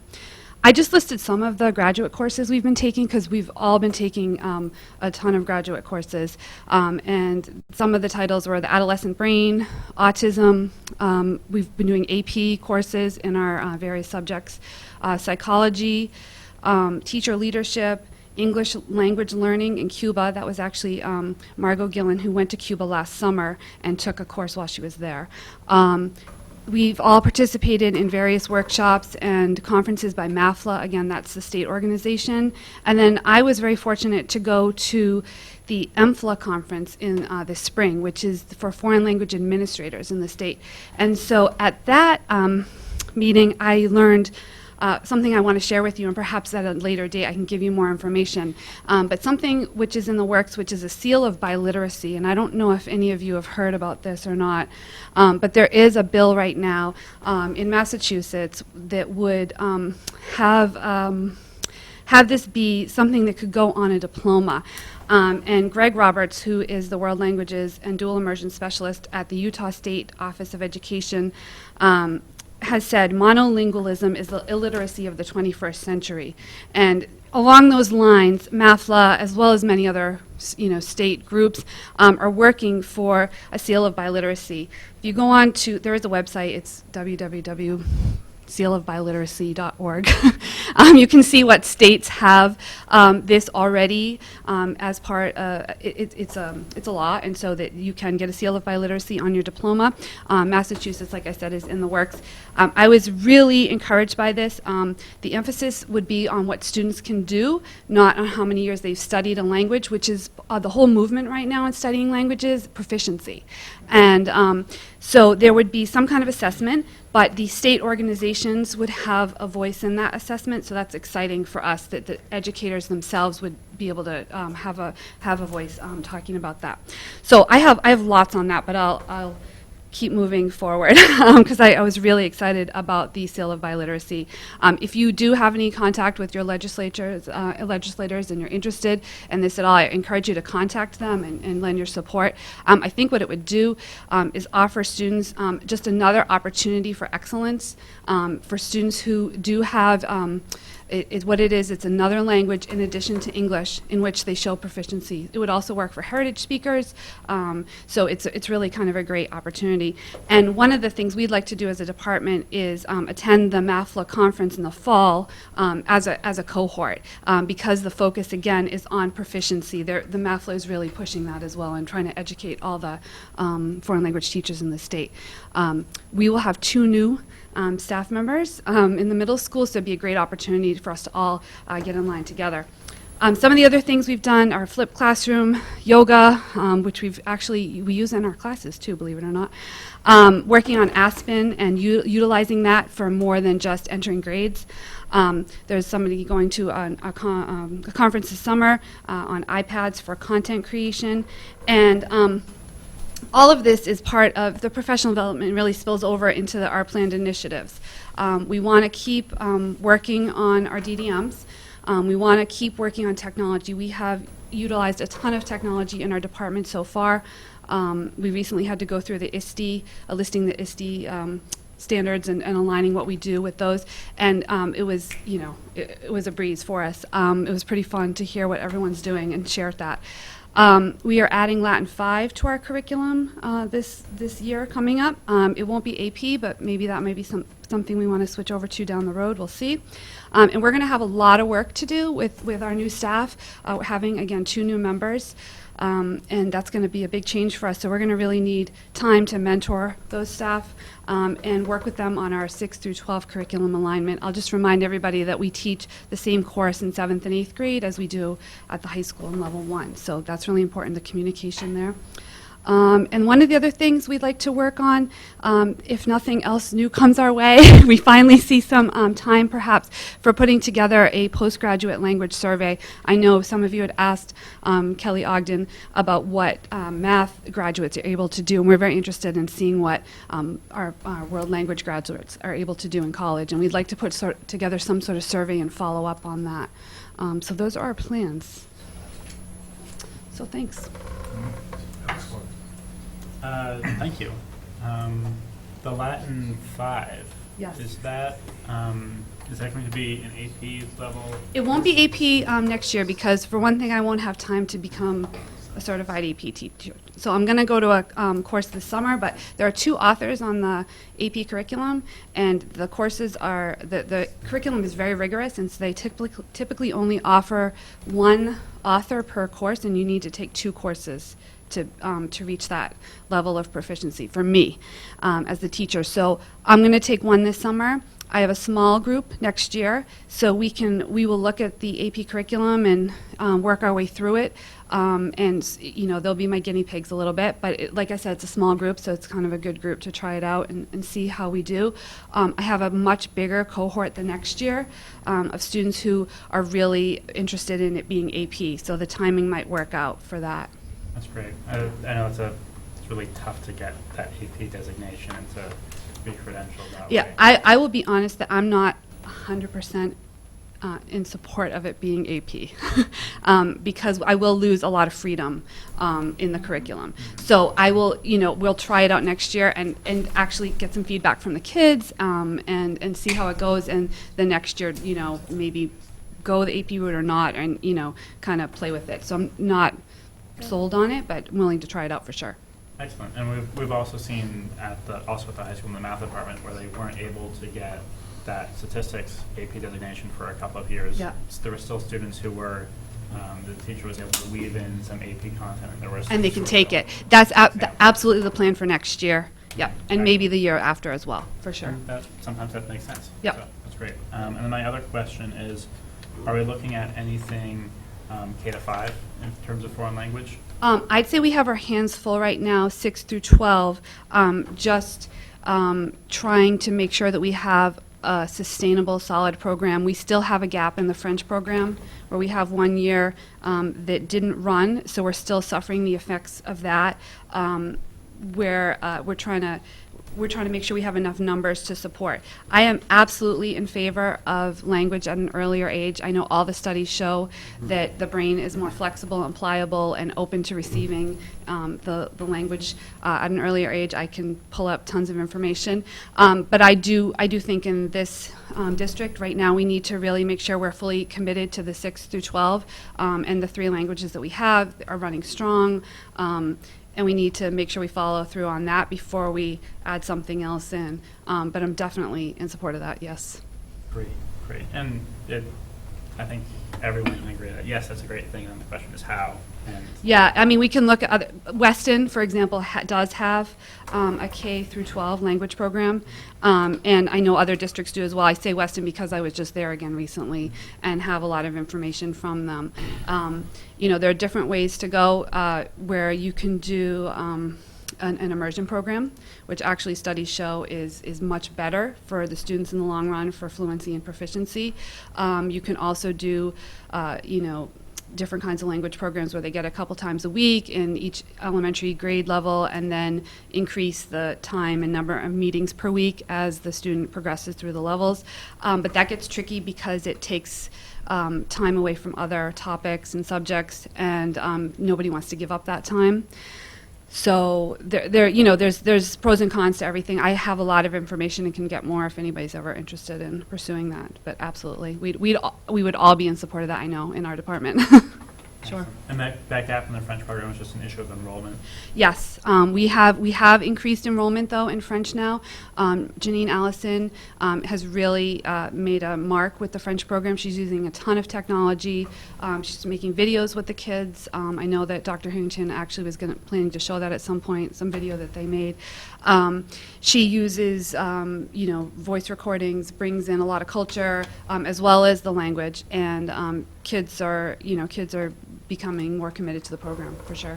Excellent. And I said this last year, I think, but I want to say it again, that just a change that was made up in middle school a couple of years ago, where we have the 6th grade where they try different languages in Yes. 7th and 8th. I think that's a great structure. And so. Yeah, I think it's working for now. It's, yep. Yeah, And with so- 2 new staff members, we'll get some time to reevaluate too and look at the content of that and develop it, yeah. Exciting. So thank you. Sure. I want to echo your thanks and congratulations to Ms. Sherman.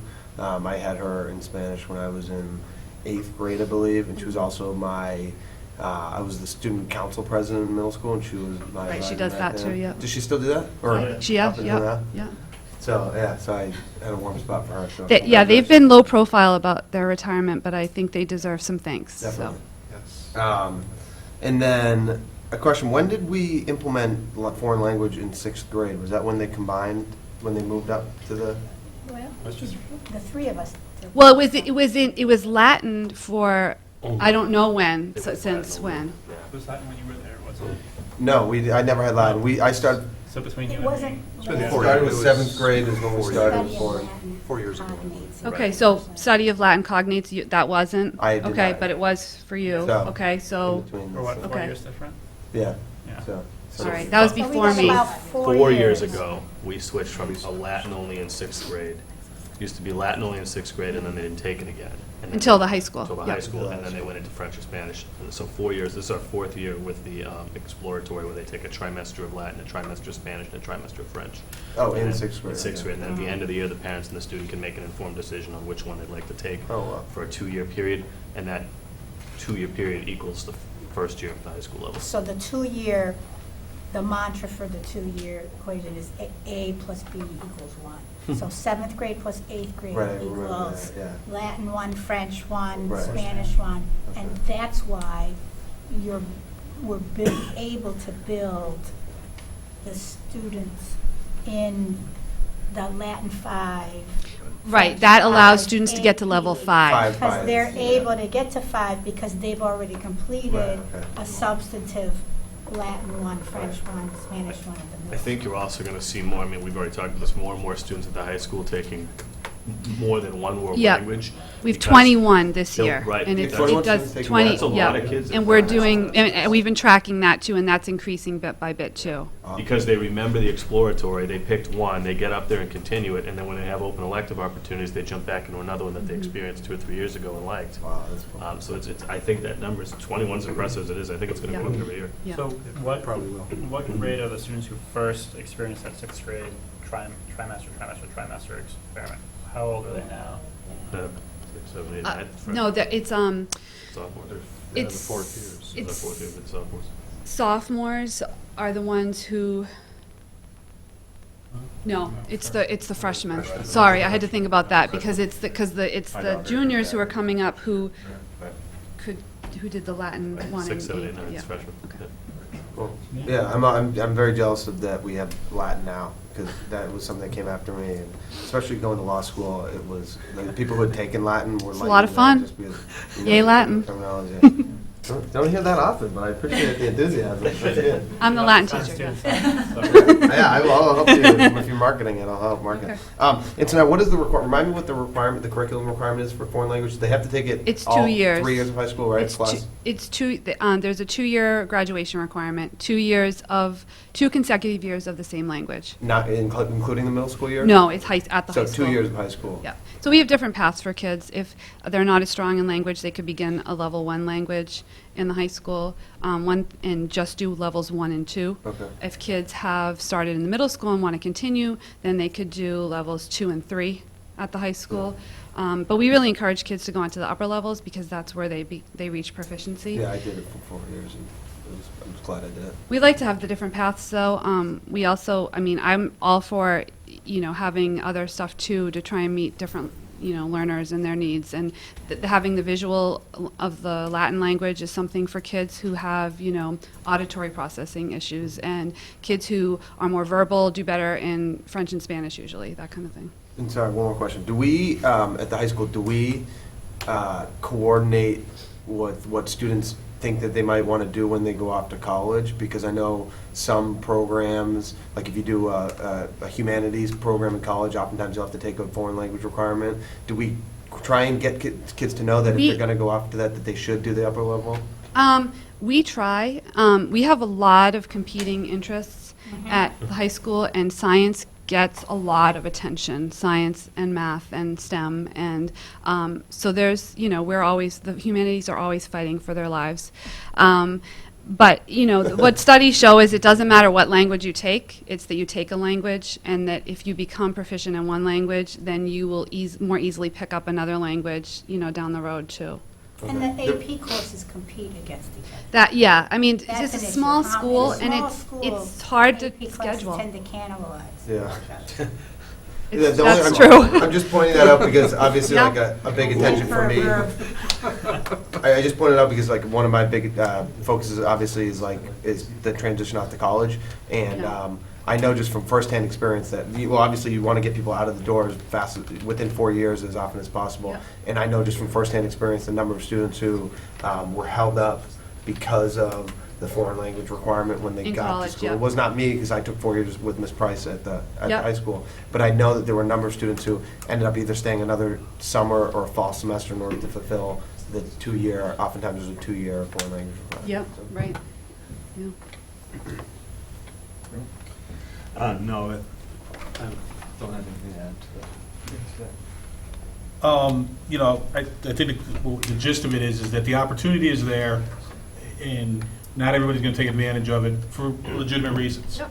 And I think that you said it best, is, there's different tracks for different kids depending on what their focus is. And I think, to your point, Mike, I think if we're educating them and they understand and they make their choices, and there's only so much we can do. We can't extend the day, they won't let us, and we can't extend the year, they won't let us. If we could do those things, but I think we're giving the kids that are interested a chance. And there's so much technology out there now, and we've heard this on some of the other subject presentations. You can get AP credit. You don't have to take the AP course. It's out there to have if you are motivated to go learn it. So you can take the test, right? Yeah, so if you don't take the Yep. course, you just take the test, and Yep. if you get the passing grade. It won't help, it won't affect your GPA And the same way that it will Right. at the And high I school. want to circle back to what you said too, about, debating and evaluating AP versus not. you talked about, the goal is proficiency, especially in foreign language. And AP does not test proficiency in foreign language. So, we It does may not. very well be offering them a better opportunity for achieving proficiency by Yep. going down a different road. Yep.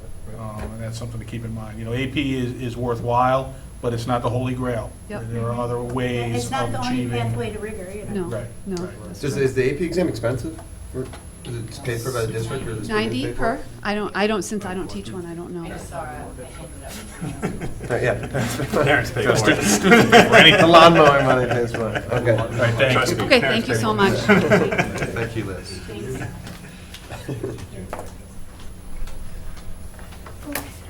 Next on the docket. Encourage students who they think might be high performing in the non-AP courses Yes. to do it. Or do you want me to talk to you? I can Do you need this up here to see it? Yeah, because I got- it seems I'm fine. worthwhile to shave off credits if they think we would be qualified to do it. Good evening. Dr. Finnerty is wearing her parent hat. There is an event at the high school tonight. So this is the 6 to 12 presentation. Dr. Branco and I are collaborating to just add a little detail or an overview to the slides that Dr. Finnerty presented. Like as with the other curriculum presentations, science was involved in a number of initiatives during the early release professional development days. Shows again within this department that the early release PD continues to be an important venue for curriculum realignment, full-scale curriculum reviews, development of assessments, the DDM initiatives.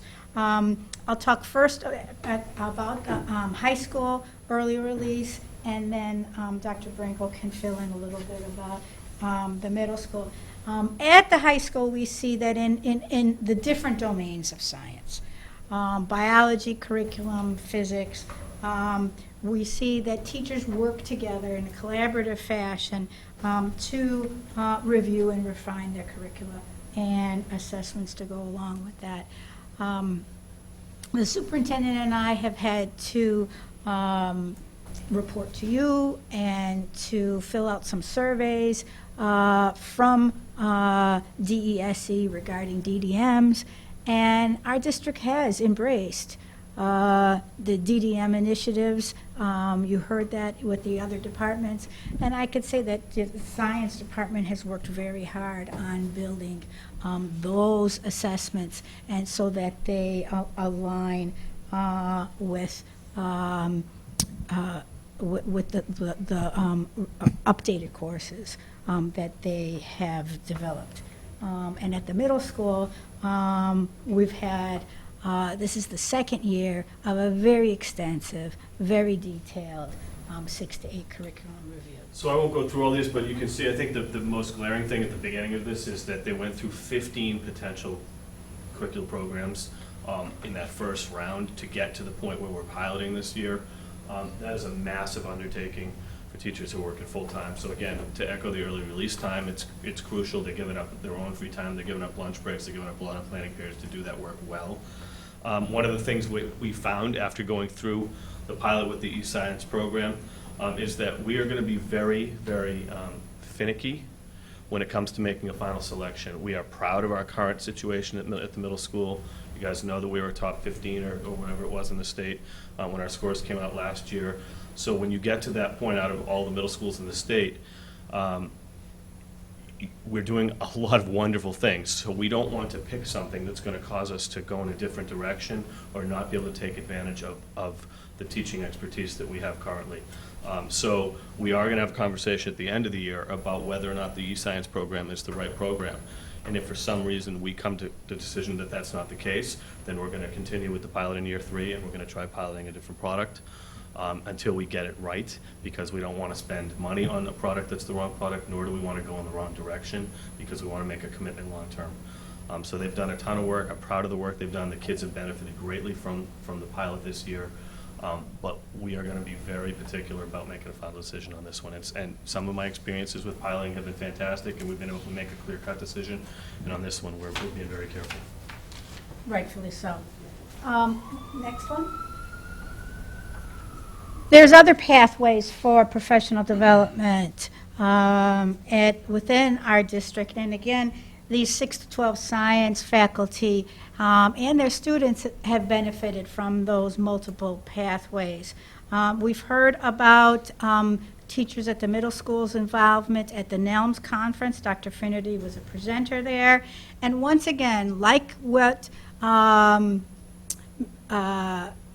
Kelly and Mrs. Perry and Ms. Ogden said in the math departments, the professional associations for those for particular content areas are a very, very important source of professional development. And the teachers went to the Massachusetts Association of Science Teachers Conference. These type of conferences figure very, very prominently in our faculty's choice of conferences that they attend every year. I mean, I enumerate that in the PD report and show those content-based associations and their workshops. I'm always signing tuition reimbursement forms for graduate level coursework for our science faculty, and they have taken advantage of conferences in other areas. And the next slide, I want to emphasize again how our faculty have embraced the DDMs. And 9 to 12, again, we have DDMs developed in each of the different areas of science, biology, chemistry, physics.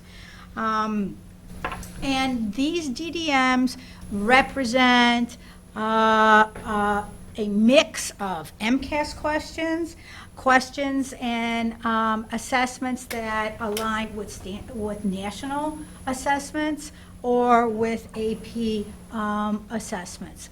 So they really have done a very good job of that and taken time to set the parameters. As you heard with world language, the DDM process is an iterative process, and they are taking a look at refining and changing their DDMs and their parameters for student growth. I was particularly impressed, the science department at the middle school, and I'll just say this as an intro to you. Science department at the middle school was involved in the first year of implementation of the MAP, NWEA MAP assessments for general science. But 6 to 12 also developed DDMs for science, and they emphasized, they were based on previous MCAS questions, and they emphasized different scientific vocabulary, and Dr. Brinkle can talk more about it, but they were really impressive assessments. So we jumped in using the MAP testing for not just DDMs for progress monitoring in math, ELA, and science. And again, the science team, while they've been doing their piloting, they've determined that the MAP assessments might not align as clearly with our standards and the direction we're going in the middle school as it does in math and ELA. So we were fortunate that they had sort of done a lot of front loading for the DDM work last year, so that if we make the decision to not, we had a very candid conversation about over-testing children in general, not just in Littleton. And then if we're using assessments, we better be using them well and efficiently. So, you've heard me say it before, I want the data, but we still need plenty of time to teach and make the correction. So, we might be moving towards not using the MAP in science next year because after 1 year we found out that, we don't want to be over-testing just for the purpose of giving that test. So the DDMs that they developed, I believe will be the DDMs they move forward with, and then we'll pull out of the MAP testing in the science department. But again, that takes thoughtful time and thoughtful assessment. So that's what you're hearing tonight, at least, from the middle school and obviously at the high school level too. When we talk about teachers going out to conferences, what's most powerful about the Littleton public school community is our teachers that just don't go out and attend conferences. but they bring that work back and they represent the best of who Littleton is, and they go out and they present and they share at the highest level, and they're active members of these organizations. That's not the case in all school districts. A lot of times they will go to conferences, but they represent us, they represent themselves well. So, you know, in combination with thoughtful traveling outside of the schools, when we do the work in-house, it's really deeply done. And interestingly enough, at the middle school, it's caused us to pause a little bit during the process. And the last slide is an overview. I'm not going to go through it. It's a long list, but it does. The slide relates back to the things we've said previously about curricular review, DDMs, graduate work, and it just shows all in all the refinements in the curriculum, the best practices to provide pathways and authentic learning experiences for students at all levels. Those students who may have difficulty grasping scientific processes and making meaning out of science and the scientific inquiry, to those students who are advanced, doing more advanced work. Any questions? Thanks. No, thank you. Just a point to ponder. The science standards are still under deliberation, so that's something that needs to be put on the table. They're not finalized, so we're still working with a scenario that we are moving forward, but with the conscious realization that the standards haven't been set yet. So it puts us in a bit of a tenuous situation. Yeah, and as a matter of fact, Dr. Finity has this amazing Google Sheet crosswalk that she's developed that connects our current standards with the new frameworks, with the next generation science standards, including a timeline, whereas our 6th grade curriculum actually does have to make a shift in September. And so we've got that rolled out for a 2 to 3 year implementation plan for the curriculum shift as well. So we need to be careful that we don't, you know, commit funds and time and energy into product, to what the superintendent is saying, you know, prior to making sure everything is solidified and we know what the map looks like. So the 6th grade map looks, at the latest turn, looks like it's close to unveiled and ready to go. We'll be piloting those new standards at the 6th grade level. But you know, I'll share that work. I'm sure next year when we'll talk about science more, that'd be a fascinating night to just come together and take a real look at the crosswalk, because the work behind going from one set of standards to another is impressive and daunting at the same time. Do we know what the timeline for that is? I think they're trying to roll out one a year, but don't quote me. They're probably not going to adopt the new next generation until 2017. Right. And then all the assessments will follow after that. And it's at the state level, but the standards are being developed nationally but approved.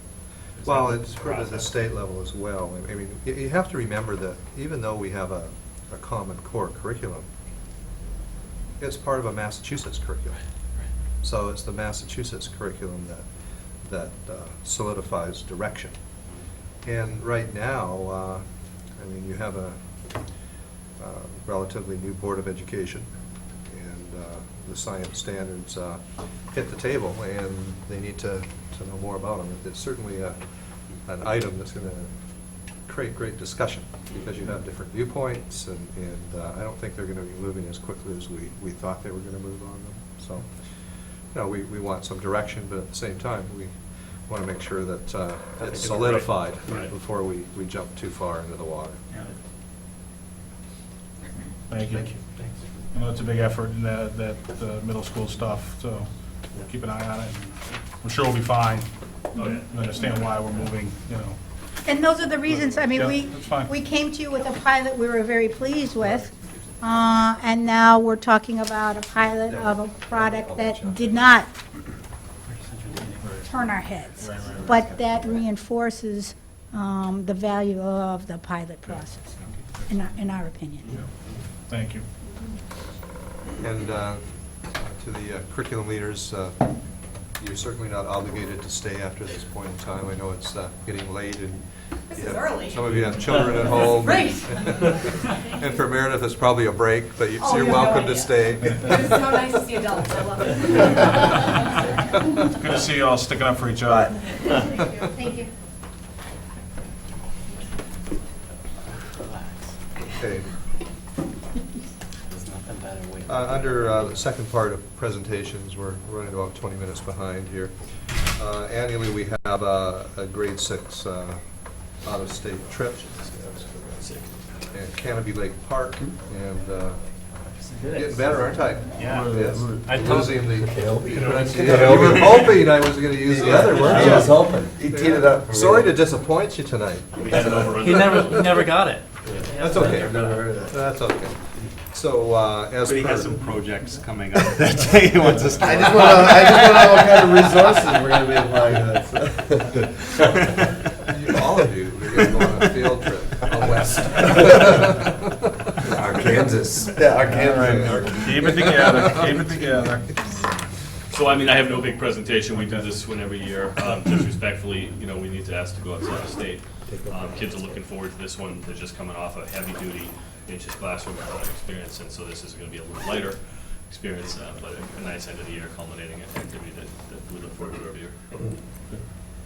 We, So, motion for, did anybody have, I don't think anybody haven't done this one annually. I need a motion for that. Motion to approve the Canopy Lake field trip. Motion made, second. Any further discussion? Hearing none, all those in favor? Aye. Opposed? None? Thank Have you. fun. Thank you. thank you. All right. Next up on the list for this evening is the correlation of ISTE standards. And to recall what the acronym means, it's the International Society for Technology and Education. And what we really wanted to do is we've obviously been evolving quite nicely in technology in the last number of years. And we've had a solid direction, but it was now time to take a look at that direction and assess ourselves in terms of international standards. So for both staff and students, we've done an assessment, and that gives us future direction in terms of professional development and also technology acquisition. And when I first introduced this concept, it was a great discussion. I have to admit, people weren't jumping up and down, because it was more work, and you know, we were moving forward with technology. But once we started the process, they began to quickly realize that it was a way to affirm what we were doing. It was a great affirmation. So you have a lot of data there. We're gonna summarize it, and you can dig into it as deep as you want as time goes on. But we feel real good about where we're at and where we're going to go as a result of this. We always talk about using new practices and best practices.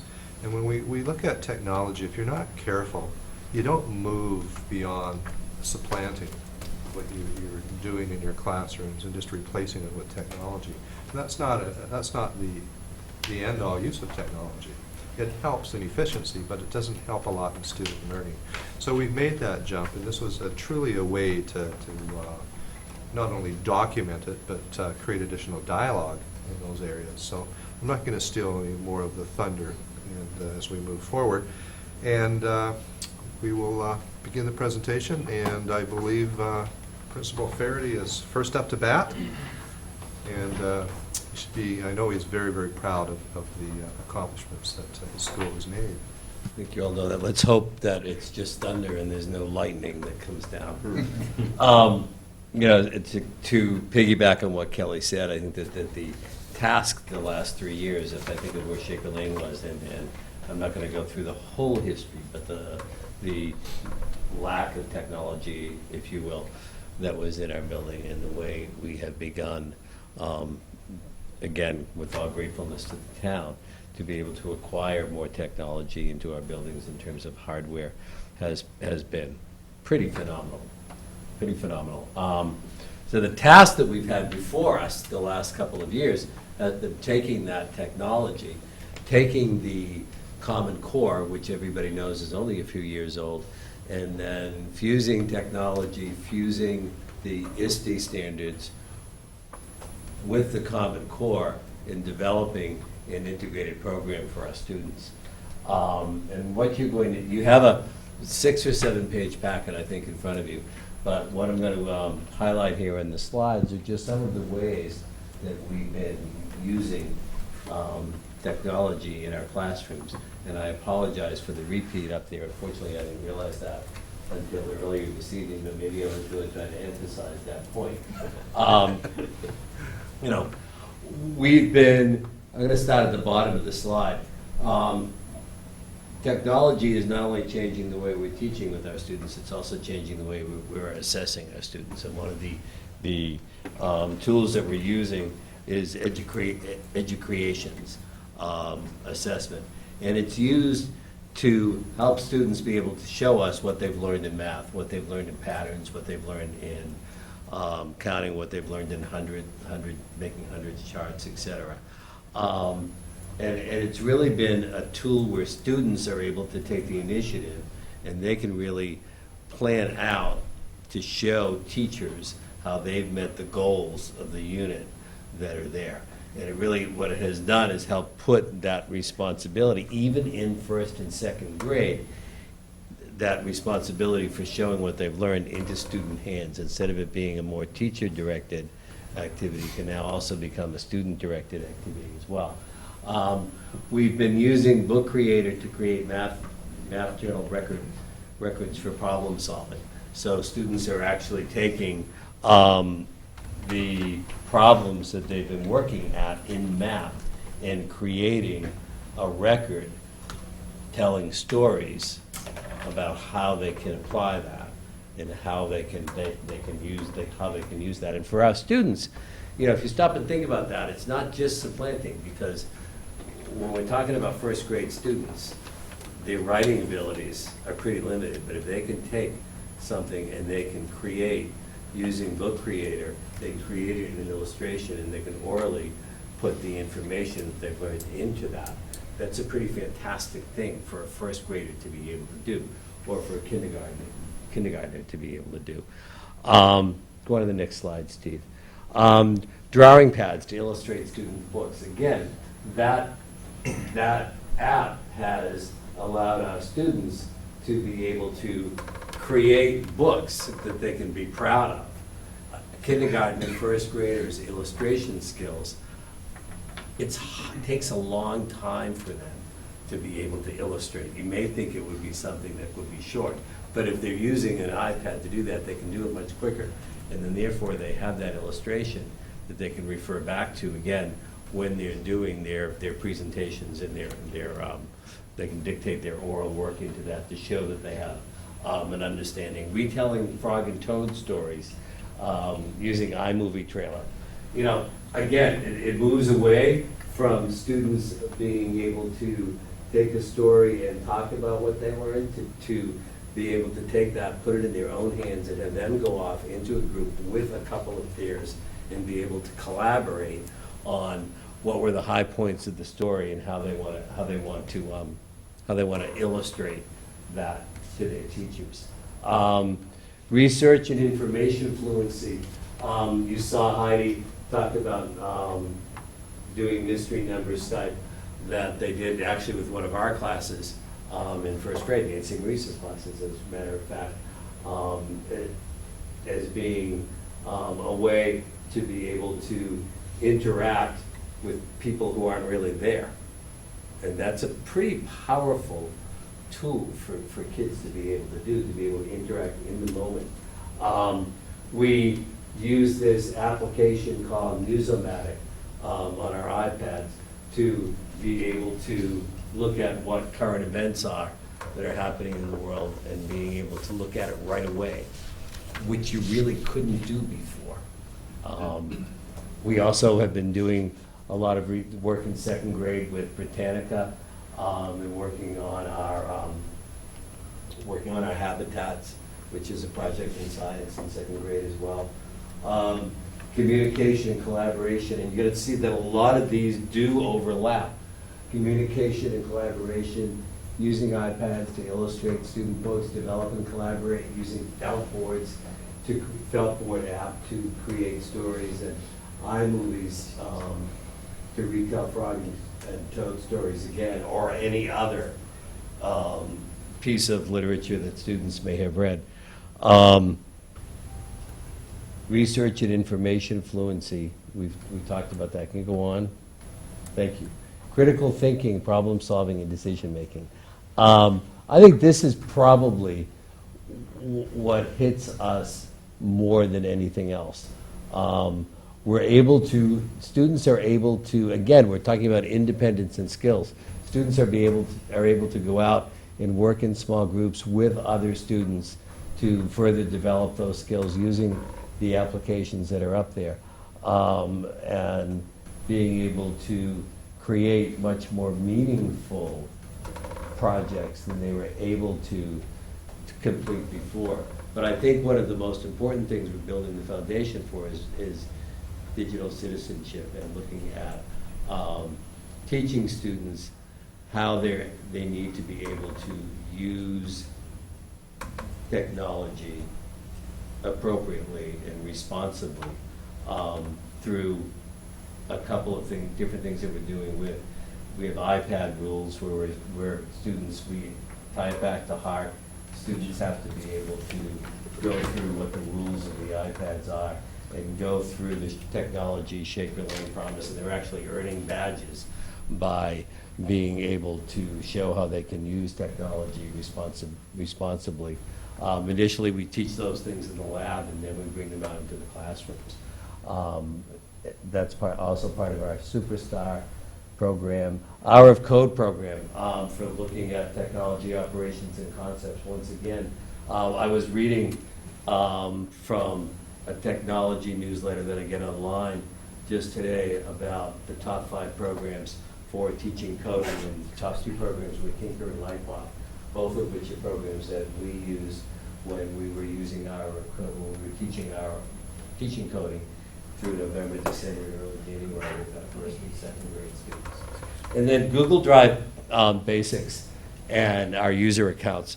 One of the things that we've been doing with all of this information that's there is saving them into students' individual Google Drive accounts. So we're in the beginning stages of developing electronic portfolios which will be able to be passed on from year to year, to show students, to show future teachers what students have been able to do and learn.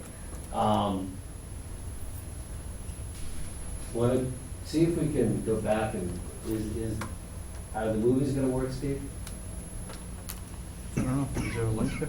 Yep, There was a link there. right at, under technology Last one operations for and sure. concepts. Last one. There. Where? The last Go. slide. Very last slide, technology operations. Keep going. Right there. Oh, that one? Yep. Yeah, that one. This is a second grade class. If you can bring it to full screen, that'd be great. This is a second grade class showing.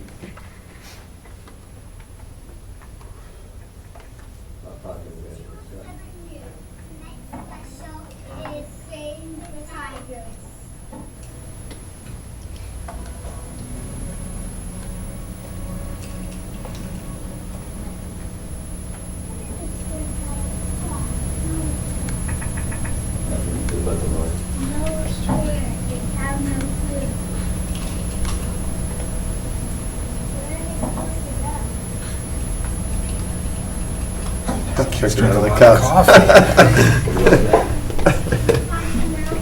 Jail cell. Look at that. He's in sleep issue.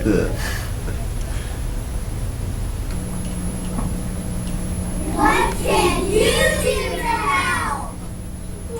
Stop killing tigers and killing their habitats. Don't buy tiger body parts, or else you're part of the problem. Farmers should stop killing tigers because they eat your animals. They don't know any better. People should stop cutting down forests and jungles. Did you know there's only about 3,000 wild tigers left? There used to be 100,000 tigers in the wild. Save the tigers! It's great day. Okay, so, you know, the movie in itself is really cute, and it's really, you know, it's a really nice thing to see. And it's good to see the emotion that the students have. But the skills that are involved in doing that are actually what's more important.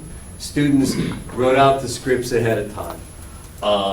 Some of them had cue cards, and they really read them. Some kids didn't need to have the cue cards, and they went ahead on their own. They did the illustrations on their own. They had to take their point of view and support it with arguments as to why it was important to save the tigers. They did the filming themselves as well. So there was a lot of integration of skills that had to go into that. So when we're talking about integration of ISTE standards, that's really what we're talking about, and that's a good indicator of what's happening in classrooms all the time at Shaker Lane. Now, one of the things I want to encourage you to do, I think in the packet that you have, is there is a website that you can go to, and I want you to go in, and if you don't have it, if it's not in there, let me know and I'll get it to you.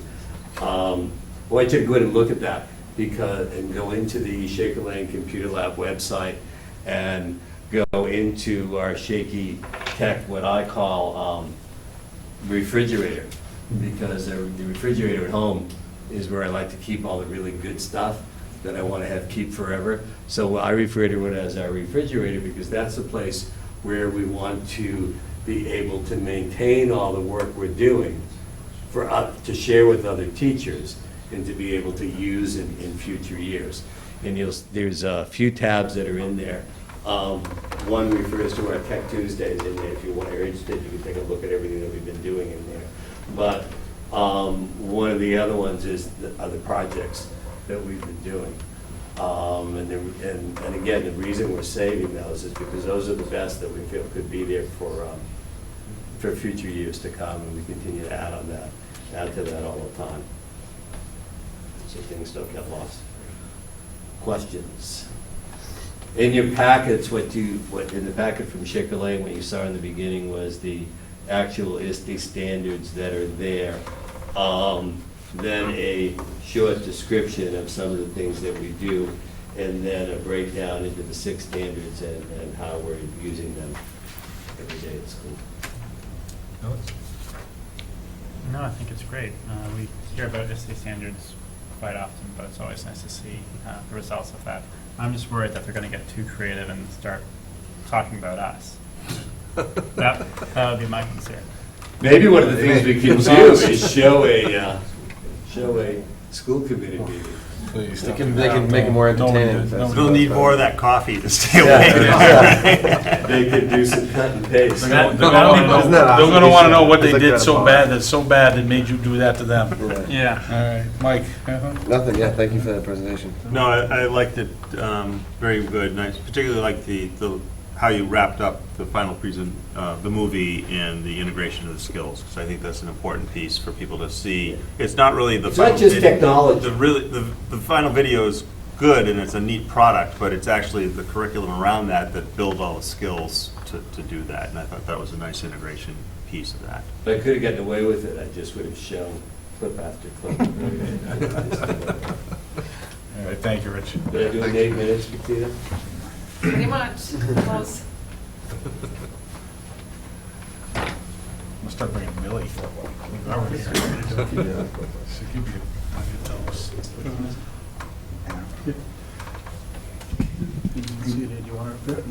Thanks. Good evening. Thanks for having us. To echo a little bit about what my colleagues have said, there are 6 ISTE standards when we sat down at Russell Street School to start thinking about the activities that our students may have the opportunity to participate in at each grade level. It was a very easy task to put together. In fact, many of them, as you'll notice in your packet, overlap multiple standards. To Daryl's point, the different things that are involved to get to these end products often overlap many of the ISTE standards. I will highlight for you a couple things under each standard this evening, but just to give you an idea of what it's like for us to be in the buildings, Rich mentioned apps tonight that I hadn't heard of. Every day that I walk around, every day might be an exaggeration, but every week for sure, there's a teacher talking about a new app that they're trying with their students and new things that they're doing. As we know, the field of technology is changing so rapidly, and our faculty members are extremely dedicated to making sure that they're working with their students on cutting-edge technologies to enhance the curriculum, not to replace the curriculum, but to enhance the work that we're doing in the classrooms. And so this project was really one of the easier ones that we've put together at a building level, and one of the easier ones to talk about because we really could go on and on. In the first standard, one of the creative things that some of our third grade teachers have done recently is they've worked with their students before parent-teacher conferences for the students to think about what their goals are, how their year has gone, and then they create videos of those students sort of talking about those things and bring the student into the conferences. You'll see a clip of that at the end. And Rich had mentioned iMovie trailers. iMovie trailers have become one of the things that we see a lot in our schools. If you haven't had the opportunity to create one, they're relatively easy to create, and they fit into lots of different scopes. And so we see them for fun things like Relay Recess that we did recently. We see them for academic learning target items, and so they have become more and more popular, the iMovie trailer themselves, and you will see a highlight of that at the end of the presentation as well. As we move on to communication and collaboration, Mrs. McGregor, I think, covered Mystery Skypes extremely well when she was here. That practice is expanding at Russell Street School to some other grades and some other teachers, and the students are enjoying them. Often when teachers are participating, there's tweets about them, and I try to retweet them, and you can sort of get a picture of the students in action. This one's a nice one. I mentioned, and Mr. Dallaire mentioned, the fact that at Russell Street we've really started to focus on learning targets and student ICANN statements. So in some classrooms, as students master content or as they feel like they get a grasp of their ICANN statements, teachers are allowing students to dictate tweets to them, and they're tweeting out student responses. And so you're seeing a lot of student excitement. And there's some teachers who have said it's a great writing activity to get students to be able to get their point across in so few characters as they need to be able to tweet. So I read an article about a high school principal who actually handed off the school Twitter account for a month to students and let a different student, be in charge of the official school Twitter account. At our level, that's a little much, but we are, working on getting student thought and input out about their learning targets via Twitter, which I think is great. As we move down to research and information fluency, you'll notice all of us have done research when we were in school. You'll notice that the use of technology in research is obviously increasing, and you'll notice a couple examples there from a couple different grade levels, the types of research projects that they're doing. We'll move on to critical thinking, problem solving, decision making. In the next two, it's interesting, you'll see Google Forms referenced both in this standard as well as in digital citizenship. Slightly different depending upon the classroom that's doing it and the developmental age of the students. In the first one, we see a classroom that's collecting survey data and analyzing it as a class, so they're thinking about it, making decisions and looking at their data. Some of our classes have done surveys that have reached international populations to get feedback on simple questions, but to give students data that they can use in a real-life situation. As I jump down to digital citizenship, you see the next piece to that is some of the classrooms that are then sharing results, via email and classroom websites and Twitter, and the piece of digital citizenship that comes into play there about what are we sharing electronically, how are we sharing it, with whom are we sharing it, and this whole idea of students being authors in a global society and what the responsibility is while they're doing that. I jump back up quickly to a Read at Home blog. Some of our classroom teachers, do reading logs, and some of them have made that more of a technological experience for students, so they can be reading either the whole class the same book or different literature circle type books and be able to go to the class blog and respond to their reading assignments that way, and then the class can pull the blog up and look at each student's different entry and stimulate dialogue about the reading that's taken place at other times, and so that's been very successful, particularly in 5th grade. As we jump back down to digital citizenship, you notice LearnZillion, and we reference flipped classrooms again. We have multiple staff members who are experimenting with flipped classroom activities, on small scales for the elementary students, but trying to give them some of those opportunities. And as we get to the technology operations and concepts, Again, we've had in 5th grade often students filming each other, and really that goes all the way down. I've walked through Sugar Lane and seen adults supervising 1st graders filming each other. So they're really coming with this knowledge, as Rich said, of how to manage this equipment. You know, it's a multi-$100 piece of equipment, and we have, 5, 6, 7-year-olds who know how to hold it, know how to use it, know how to take care of it. And to my knowledge, we have had no instances of, major breakage of technology because, students weren't paying attention to it or didn't understand what they had in their hands. And finally, I think I've mentioned that we had a video game design club.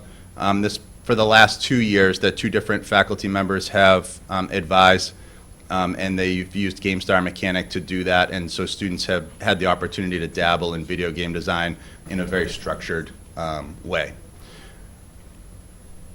Oh, my video's not in there. I was worried about that. Mike said he put my video in, embedded. Yes, Is this he the did. most recent? As far as I know. Yeah, I didn't see Okay. any other. Is there a link I can? Well, it's embedded in the live one. Are you on Google Docs? It's in the live one on Google Docs. No. No, we're not in Google Docs. All right. There's a good video. It's super cute. I'm a super cute 3rd grader We'll doing go through the her. questions, and if Steve gets it, great. If not, if he gets it Yeah, after absolutely. Mark, we'll get it in there. We're not Sure. going to steal your We'll fit thunder. it in. Great. All right. Questions or comments on? Great. Super. We'll dabble while Get they it on present, there, and I'll we see if can I can get do it. a course up, Super. yeah. Thanks. Just to have, I lost it.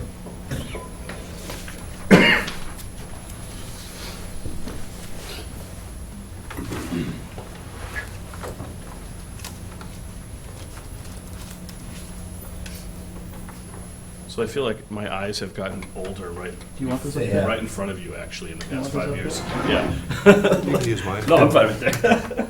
Either that, I'm just gonna go back to iDocs or the other. Perfect.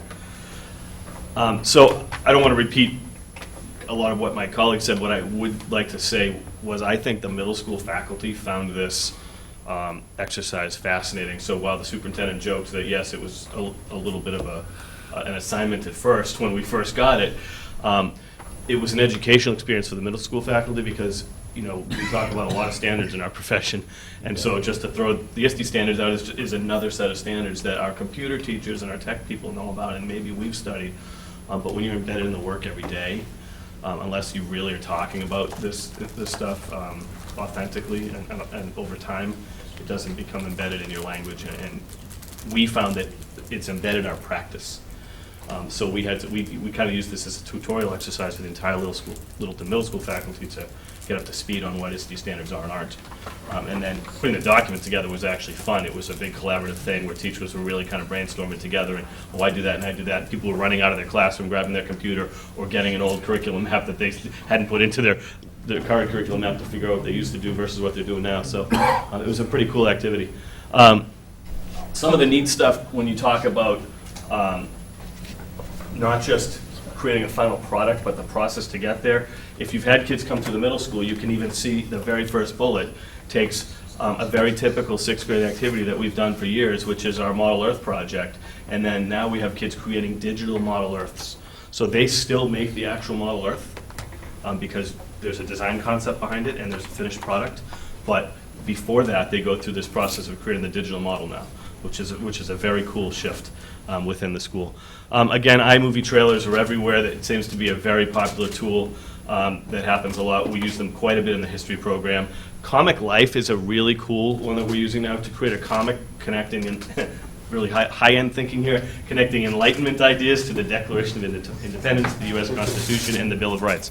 So they do a really thorough, and Ms. Morgan would even admit could potentially be a dry topic, but then it comes to life with, hey, now we want you to make this comic, show us what you know, and when they all view each other's comics and they teach the class, and all of a sudden you have to tell him what you learned from his comic and vice versa. It's fascinating when you watch. Political cartooning was a big part of the Revolutionary War. It's really a cool activity. So you have an 8-page laundry list, quite honestly, from me, just like you do from the other principals. So I really wanted to pull a few out, and these are 3 that kind of jumped out at me when I was looking at that.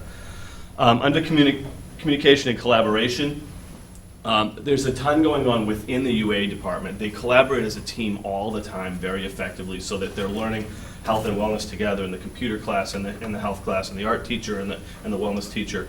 There's so much going on there that I could have picked a million of them, but they do these presentations and podcasts all the time through the health and wellness program.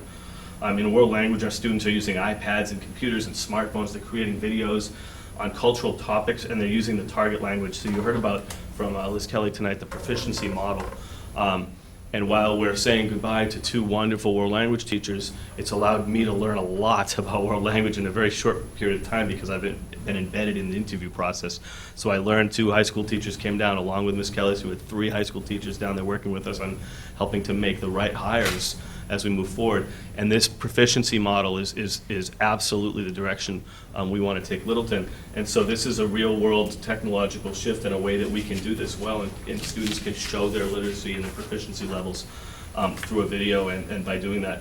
Our music students are doing fantastic things using digital audio and video recording tools for lots of cooperative learning experience and for formative assessments. And I will tell you, as a recovering band director of 10 years, I really wish that this stuff was there when I was teaching 20 years ago, because now Mrs. Bridge and Mr. Bergman can take the students and they can take the digital recordings, whether they're using their smartphones or their tech at home or in the classroom or in a room at the school, and they can take their assessments and they can take these recordings home and they can listen to the kids perform. Ironically, not every child who's in a performance music activity likes to be on stage. My daughter's a great example. She is a wonderful trumpet player, but she wants to be in the band. She doesn't want to be the soloist out front, unlike her father, apparently. So she wants to be right in that trumpet section. And so not every kid wants to just stand there in front of you and play that assessment. And for a performing arts product, that's a hard thing to overcome. So they're using digital recording tools in a fascinating way to give assessments and to teach and to assess themselves and do self-assessment, listen to their performance. So very, very cool stuff. Steely Dan was the same way. Steely Dan, yes. Didn't like to tour. Couple albums they were Like to done. be That's all- live. that's all they had to were do. about recording. We'll talk about Steely Dan later. Research and information fluency, tons of web-based research going on, especially as you get up to 7th and 8th grade. Even in 6th grade now, they're doing the Country Expo paper. You see the Gods and Goddess work, the Holocaust Project, the science fair that we're all familiar with in 7th and 8th grade. Lots of focus at the middle school in recent years on how are we teaching research and how are we getting kids to authentically do that work. And technology obviously is at the forefront. Many of us have gone back for advanced degrees and sat in many less classrooms than people a little ahead of us, so to speak, have done. So these kids need to really understand that you can do the research powerfully using the right tools. But when we get to digital citizenship, there's a whole responsibility piece that has to go hand in hand with this. You've heard a lot about flipped classrooms, web-based textbooks. We're doing that in mathematics. We're piloting that in science right now. And we are hoping to move forward with a pilot in ELA as well, so that we'll have 3 out of 4 of our curricular areas piloting or using web-based text products, so that they'll be in real time and they'll be interactive, and they won't become old and outdated as quickly as the hardcover copies that we usually get are. When you look at the critical thinking and the problem solving, some great stuff here. You heard about Khan Academy tonight. It's all over our math department at the middle school. It's become a fantastic resource to teach with, to get to our advanced learners, to help our struggling learners go back and slow something down and watch it over and over again. I think that's the beauty of the flipped model or of the digital model. Sometimes where a kid just needs that a third time, and so this allows that child to get it at his pace or in a repeated way. The online virtual experiments and simulations in science class are fantastic, and so we've got kids doing virtual experiments now that we can't do in the classroom necessarily, and you have to come see them. Other than the feel, it's unbelievable how realistic these experiments look, and then the data is pushed to the product, and then they can have great conversations, and again, they're using their analytical skills, and they're analyzing their work, and it's very cool to watch happen. Do they ever just yell, "It's alive"? They just hold it, they shake it a little. Great work going on with podcasting, and that's my examples here. With bullying podcasting, our country brochures, it's a great baseball projects going on. Mr. Gillette and Mr. Shoemaker collaborate on that one every year. When you talk about data, talk about stats, I mean, I have a 9-year-old who's a baseball junkie, and he's already a statistician by trade at 9 years old, and it's because of baseball. It's not necessarily because he fell in love with math or Excel. So, you know, again, you got to connect with kids in a way that they can really, really understand that what they're learning has very little to do with the four walls of the classroom, and it's got to leave the school. So some of these projects just really extend the authentic connections between the real world and their educational settings. So if we can click on, we can pick any of these. So these are bullying podcasts. We talked about what a podcast is, what a radio show is, and these are quick public service announcements about bullying.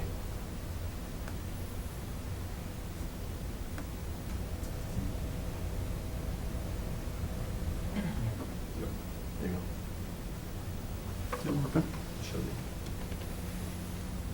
It's probably the network, Mark, so slow. It's wicked slow.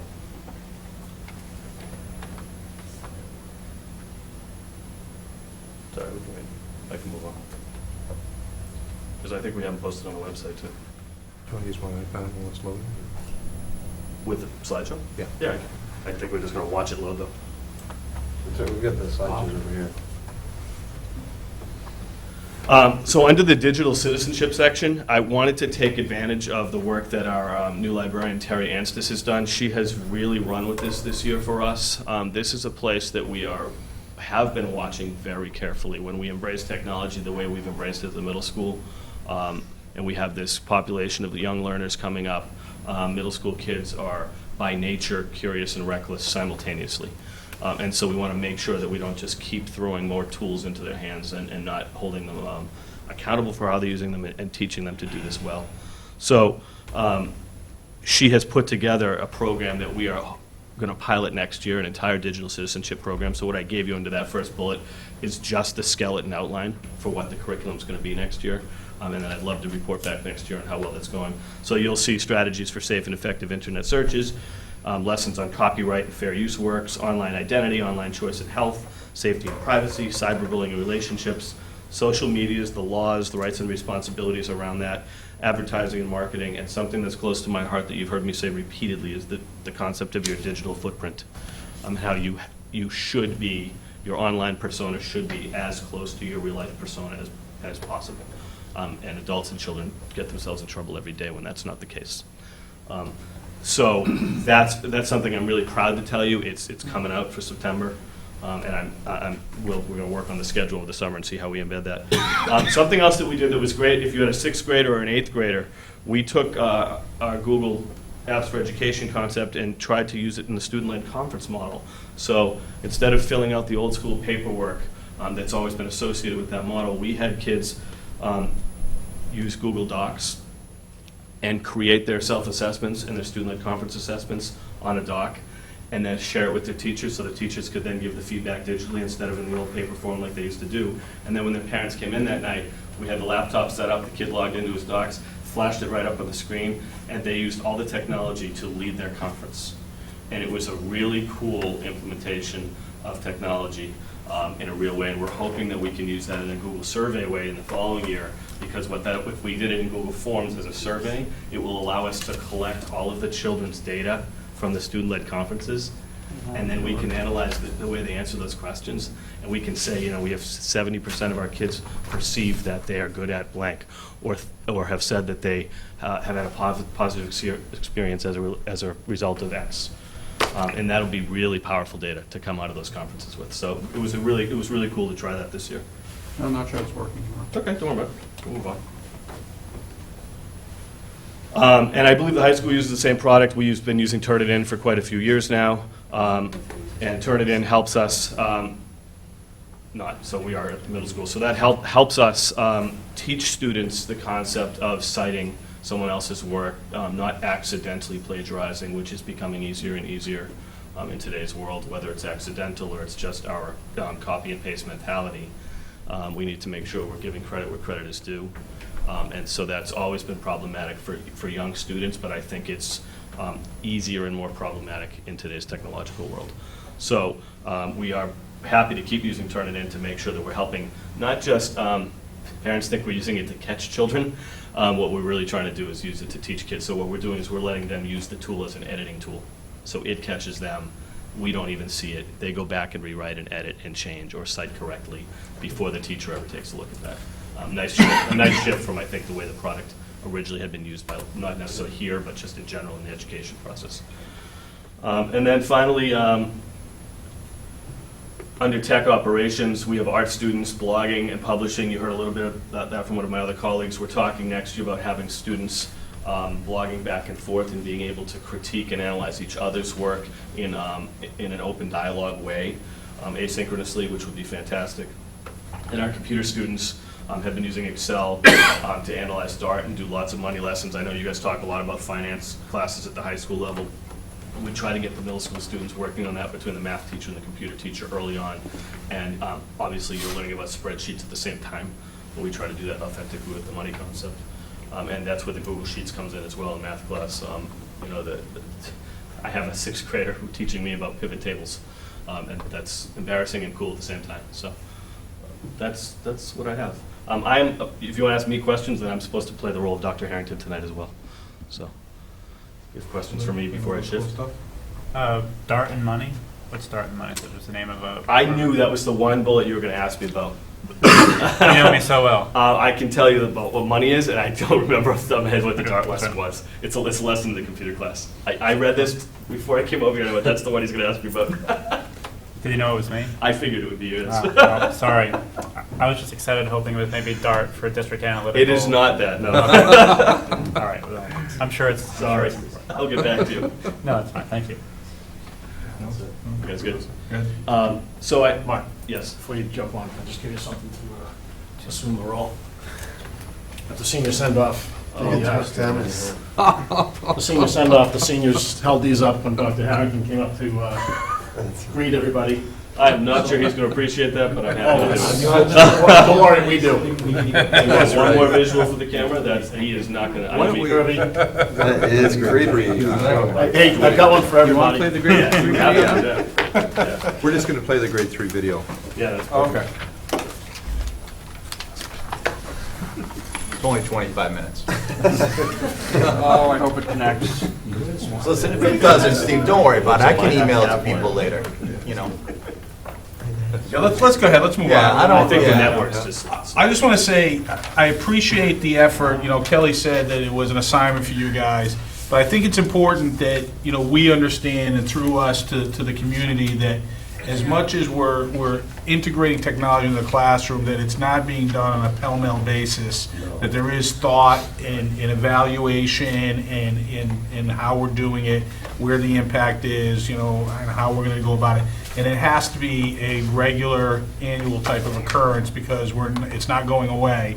It's only going to get more and more involved. But I think based on the things you guys said, even at this high level, it's obvious that it's beneficial, it's exciting, and it's got a plethora of opportunity in it. And it's just a question of how much opportunity, how much advantage we take of it. And the fact that we're going through this type of process gives us, I hope, some confidence that we know you guys are thinking about how you do it and not just reacting, and we're acting in the benefit of the kids. So I appreciate that. Thank you. You're welcome. So we'll forego the video, and Scott will send it out to you so that you can watch it. Mark's going to talk about high school this evening, and are you comfortable with that? Yeah, I can certainly help you out if Yeah, you want. that'd be great. We have it. I think we got. Honestly, I'm just going to be reading his slides. Yeah, I think we got the gist of it and understand it, and the content is there. So I think we're good to go. Good. And just a quick comment about the high school. The high school was really, for lack of a better word, disadvantaged for a few years. It was only this year, or actually last year, where they began to get a robust network, and this was the real year where they could start flourishing, because the first year we were training staff and helping them utilize technology. And I have to tell you that the staff were phenomenal at embracing the technology and learning how to implement it in their classrooms. I'm just so impressed with the progress that I've witnessed at the high school. I mean, they caught on so quickly, and our students are benefiting greatly from all of their hard work. So kudos to them. Until we had that network, it was impossible to move ahead as much as we wanted to, but they are catching up very quickly. In another year, I think it'll be seamless K through 12. So. All right, so now we're going to move on to the superintendent's report. We'll be quick here. If I may, I have two quick additions to the agenda. And the first, we'll do the items that are on here. Signature authorizations, we started this last year. And you have the materials in your package. And really what we're looking for is if you want to continue to do business the way we are with warrants, we need a motion for the school committee to approve one school committee member to sign payroll warrants. Actually, I think there's two motions here, right? One is to allow for one school committee member, and then a second one to appoint one of us as the rep. Yes, that's right. So you guys have, somebody have it up in front of them? It's like page 100 of our 121-page packet tonight. I have a hard copy here. Mike, are you okay doing it? Yeah, I'll definitely continue to do it. I'm in Littleton every day, so that's not a problem. All right, then I make a motion for the school committee to approve that one school committee member approval is required for payroll warrants. Second. Motion's been made and seconded. Any discussion? Hearing none. All those in favor? Aye. Opposed? None. All right, second motion. I make a motion to appoint Mike Fontanella as school committee representative to sign payroll warrants with the remaining 4 board members as alternatives. Second. Motion made and seconded. Any discussion? Hearing none. All those in favor? Aye. Opposed? None. Excellent. All right. Item 2, budget update. You have a cost center summary in your packet, and no surprises this time of year. This was to the end of April.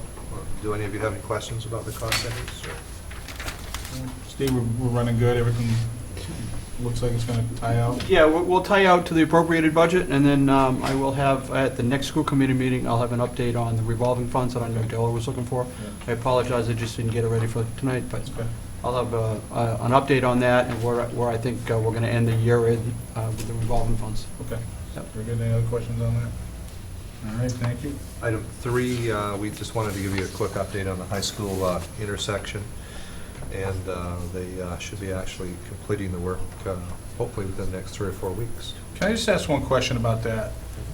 This is going to help, and this addresses the crosswalk, specifically the crosswalk issue, which is a wildly important issue. Correct. And I know that one of the things we were hoping to get is the other issue, because it's the high school, is drivers coming out of that driveway. There's a lot of them at 2 times of the day, and it can be quite daunting. It's a busy road.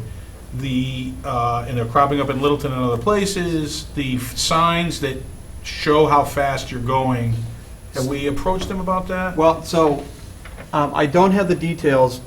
My suspicion is they will include that, and here's why I say that.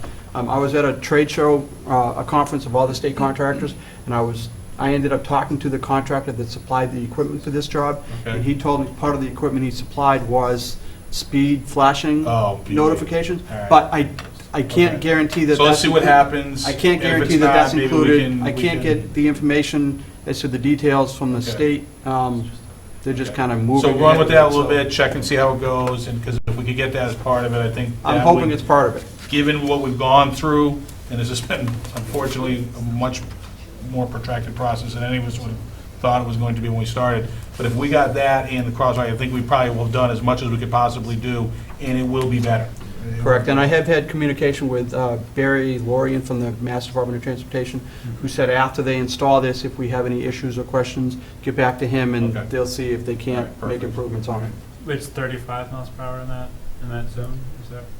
No, I think that's, I think it's 40. I think it's 40 miles an hour. 45. Steps down from 45 at King Street. Right. Comes Air Road. We're not going to get them to slow it down. No, But no, we will we get had people that to We've only asked that, do we've had multiple meetings, Alex was part of that. Mike and school committee has written letters for that, so. Okay. Yep. All right, Kelly, you said 2 other things? 2 other ones. We reviewed a side letter of agreement with the LEA in executive session a couple of meetings ago.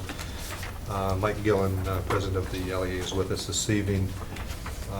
We're prepared to move ahead with this agreement, and in essence what it does is it allows the union president, providing we can swing it within the school, to have release time during the during the school year. The LEA will be reimbursing us for that release time, and we certainly vetted the process through executive session. So having said that, if there are no questions, I would appreciate a motion to the effect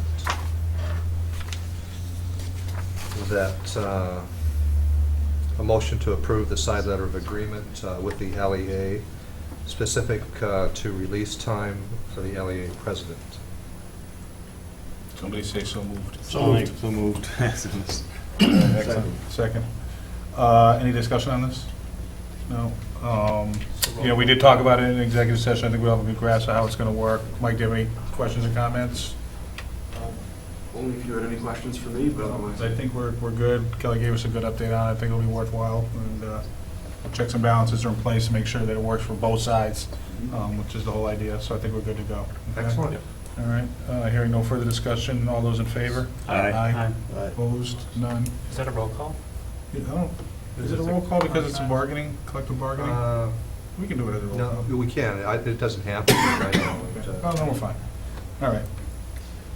And last item, we, or more correctly, Mike and I have a letter of resignation from Chuck DeCoste, and it will be effective June 6th. What this does is it allows us to give notification to the Board of Selectmen at their next meeting, and from that point on, after they receive the letter, they would receive it tomorrow if you vote to proceed. We could tentatively pick a date to appoint a new school committee member. It has to be at least 4 weeks after that joint meeting, as per town policy. I think it's statute. I think it's actually Yeah, the it's statute statute. regarding the appointment. Is it 4 weeks or 30 days? What Keith sent me, it was 4 weeks, and he put in brackets as per town policy. So Okay. I'm sure there's a That's state alignment with that's that. okay. you know. That's okay. Yeah. So I'll just, And is that of the date of the vacancy being effective or this letter being received? I think it's, no, It's it's a letter. from, it's It's a from the joint meeting. It's 4 weeks from the joint meeting Okay. where we vote with them to proceed. Right. So that's going to happen on Basically, it's be put up for June notice, 8th. I believe. Right, June Yeah. 8th. Yeah, the Board of Selectmen technically posts the opening. Right. Um, So, and we are on their agenda for June 8th to sit down with them and go through the formal acceptance of the vacancy and the posting, but to also talk about, it's a minimum of 4 weeks / 30 days, but it could be longer. You know, the question will be, we're getting into a tricky time of year, and what do we think the best way to proceed is? And because it's a joint appointment, we have to talk to them about it and get their input and feedback. So we're on their agenda to deal with that, and that'll get dealt with on June 8th, which will just be a couple days after graduation. so if there isn't any discussion, I do have a motion for you. I pass it down to you, Mike, but my writing isn't the easiest to That's read. all right. We're just so moved. Go ahead. Okay, a motion to notify the Board of Selectmen of a vacancy and request that it be filled jointly per MGL C41 S11. So moved. Second. All right, the motion made a second. Any discussion? All right. Good to see him go. It's a discussion, not comments. Because I had plenty of those. All those in favor? Aye. Opposed? None? All right, thank you. That it? Anything else there? No, just to thank Chuck for everything we'll get to he's that done. later. for, We're not rid of him for yet. the We're not school officially committee. rid of him yet. I know Chuck's with us till June 6th, so to speak, but we're very appreciative of everything that you do for the school committee. We know how busy you are, and again, thank you for everything. Even more so now, here he has a new job, or a new role in town. Exactly. Not going far, so be careful. Steve? One quick thing, just a reminder again to parents watching, bus registration is open. I meant to send out an all-call, and I only did it to the home phone, so I'll send out another one that will hit texts and cell phones and everything, so sign up, register your kids for the bus. All right. Mike, if I could have those three Yes, I have letters, those. I'll have Mike Gillen sign them so he doesn't have to stay. But if he stays with policy, he can have a, All right, so we're good on the superintendent's report? Yes, we are, thank you. All right, interested citizens? Seeing none, much as hearing none. Subcommittee reports, PMBC. Anything to report? Sorry, nothing to report. All right. Budget Subcommittee, nothing to report. Policy Subcommittee. Yes. So tonight we have the second final reading of the policies I presented last week to the board. I didn't receive any, any feedback during our meeting, and in the 2 weeks, I've received no public input either. So I think we were all set to proceed with the 3 motions there to finalize this batch of policies. All right. Go ahead, Mike's busy in the back of the room. Chuck, do you want one more go at it, or shall I? You go, here, right here.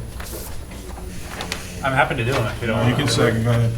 No, you gotta write them down. so Chuck, that you can make sure. I want to hear the dulcet tones of the Velvet Falls one more time. All right, these are them. I even gave you the proposed motion. Oh, look at you. Fantastic. All right. Motion to accept the following reviewed policies: EEA, EEAE, and EEAG. Second. Motion's made and seconded. Any discussion? Hearing none, all those in favor? Aye. Opposed? None? Excellent. Motion to accept the following revised policies: BA, EEAA, and GBEC. Second. Motion's made and seconded. Any further discussion? Hearing none, all those in favor? Aye. Opposed? None? Sing this one, or? Motion to accept a recommendation to rescind the following policies: EEAA-1, EEAA-R, EEAEA, EEAEA-1. Second. Motion's made and seconded. Any discussion? EIO. Hearing none, all those in favor? Aye. Opposed? None? You could have tried to sing that All right, one, and very you good. would mess it up. Yeah, a little bit. That's why I We meet again, well, we'll meet with the Board of Selectmen on June 8th. We have a meeting on June 11th here. We may have one more meeting after that. We're still trying to figure it out. We'll keep you posted. But most importantly, the next time we'll get together will be next Friday night, June 5th, weather permitting, the Littleton High School football field for the annual convocation, graduation class of 2015. Big celebration, hoping for great weather, and it'll be always a very wonderful celebration of Littleton and all that it's offered these kids that are leaving. So everybody's welcome. Well, if we have it at the football field, everybody's welcome. Yeah. Exactly. So hopefully we'll all be there for that, okay? Anything else? That's it. No? Motion to Good? adjourn? Good. We don't need executive session, right? No. Good. Motion's made to adjourn and seconded. All those in favor? Aye. All right, thank you.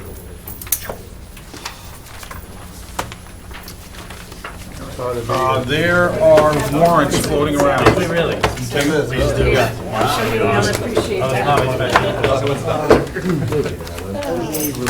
I didn't even have a So, what they're going to do, the president of the LEA is going to have time during the school day to attend to LEA business. And he won't be teaching in that time. So what they're going to do is they will reimburse us his portion of the salary. The receiving service that they are. Thanks.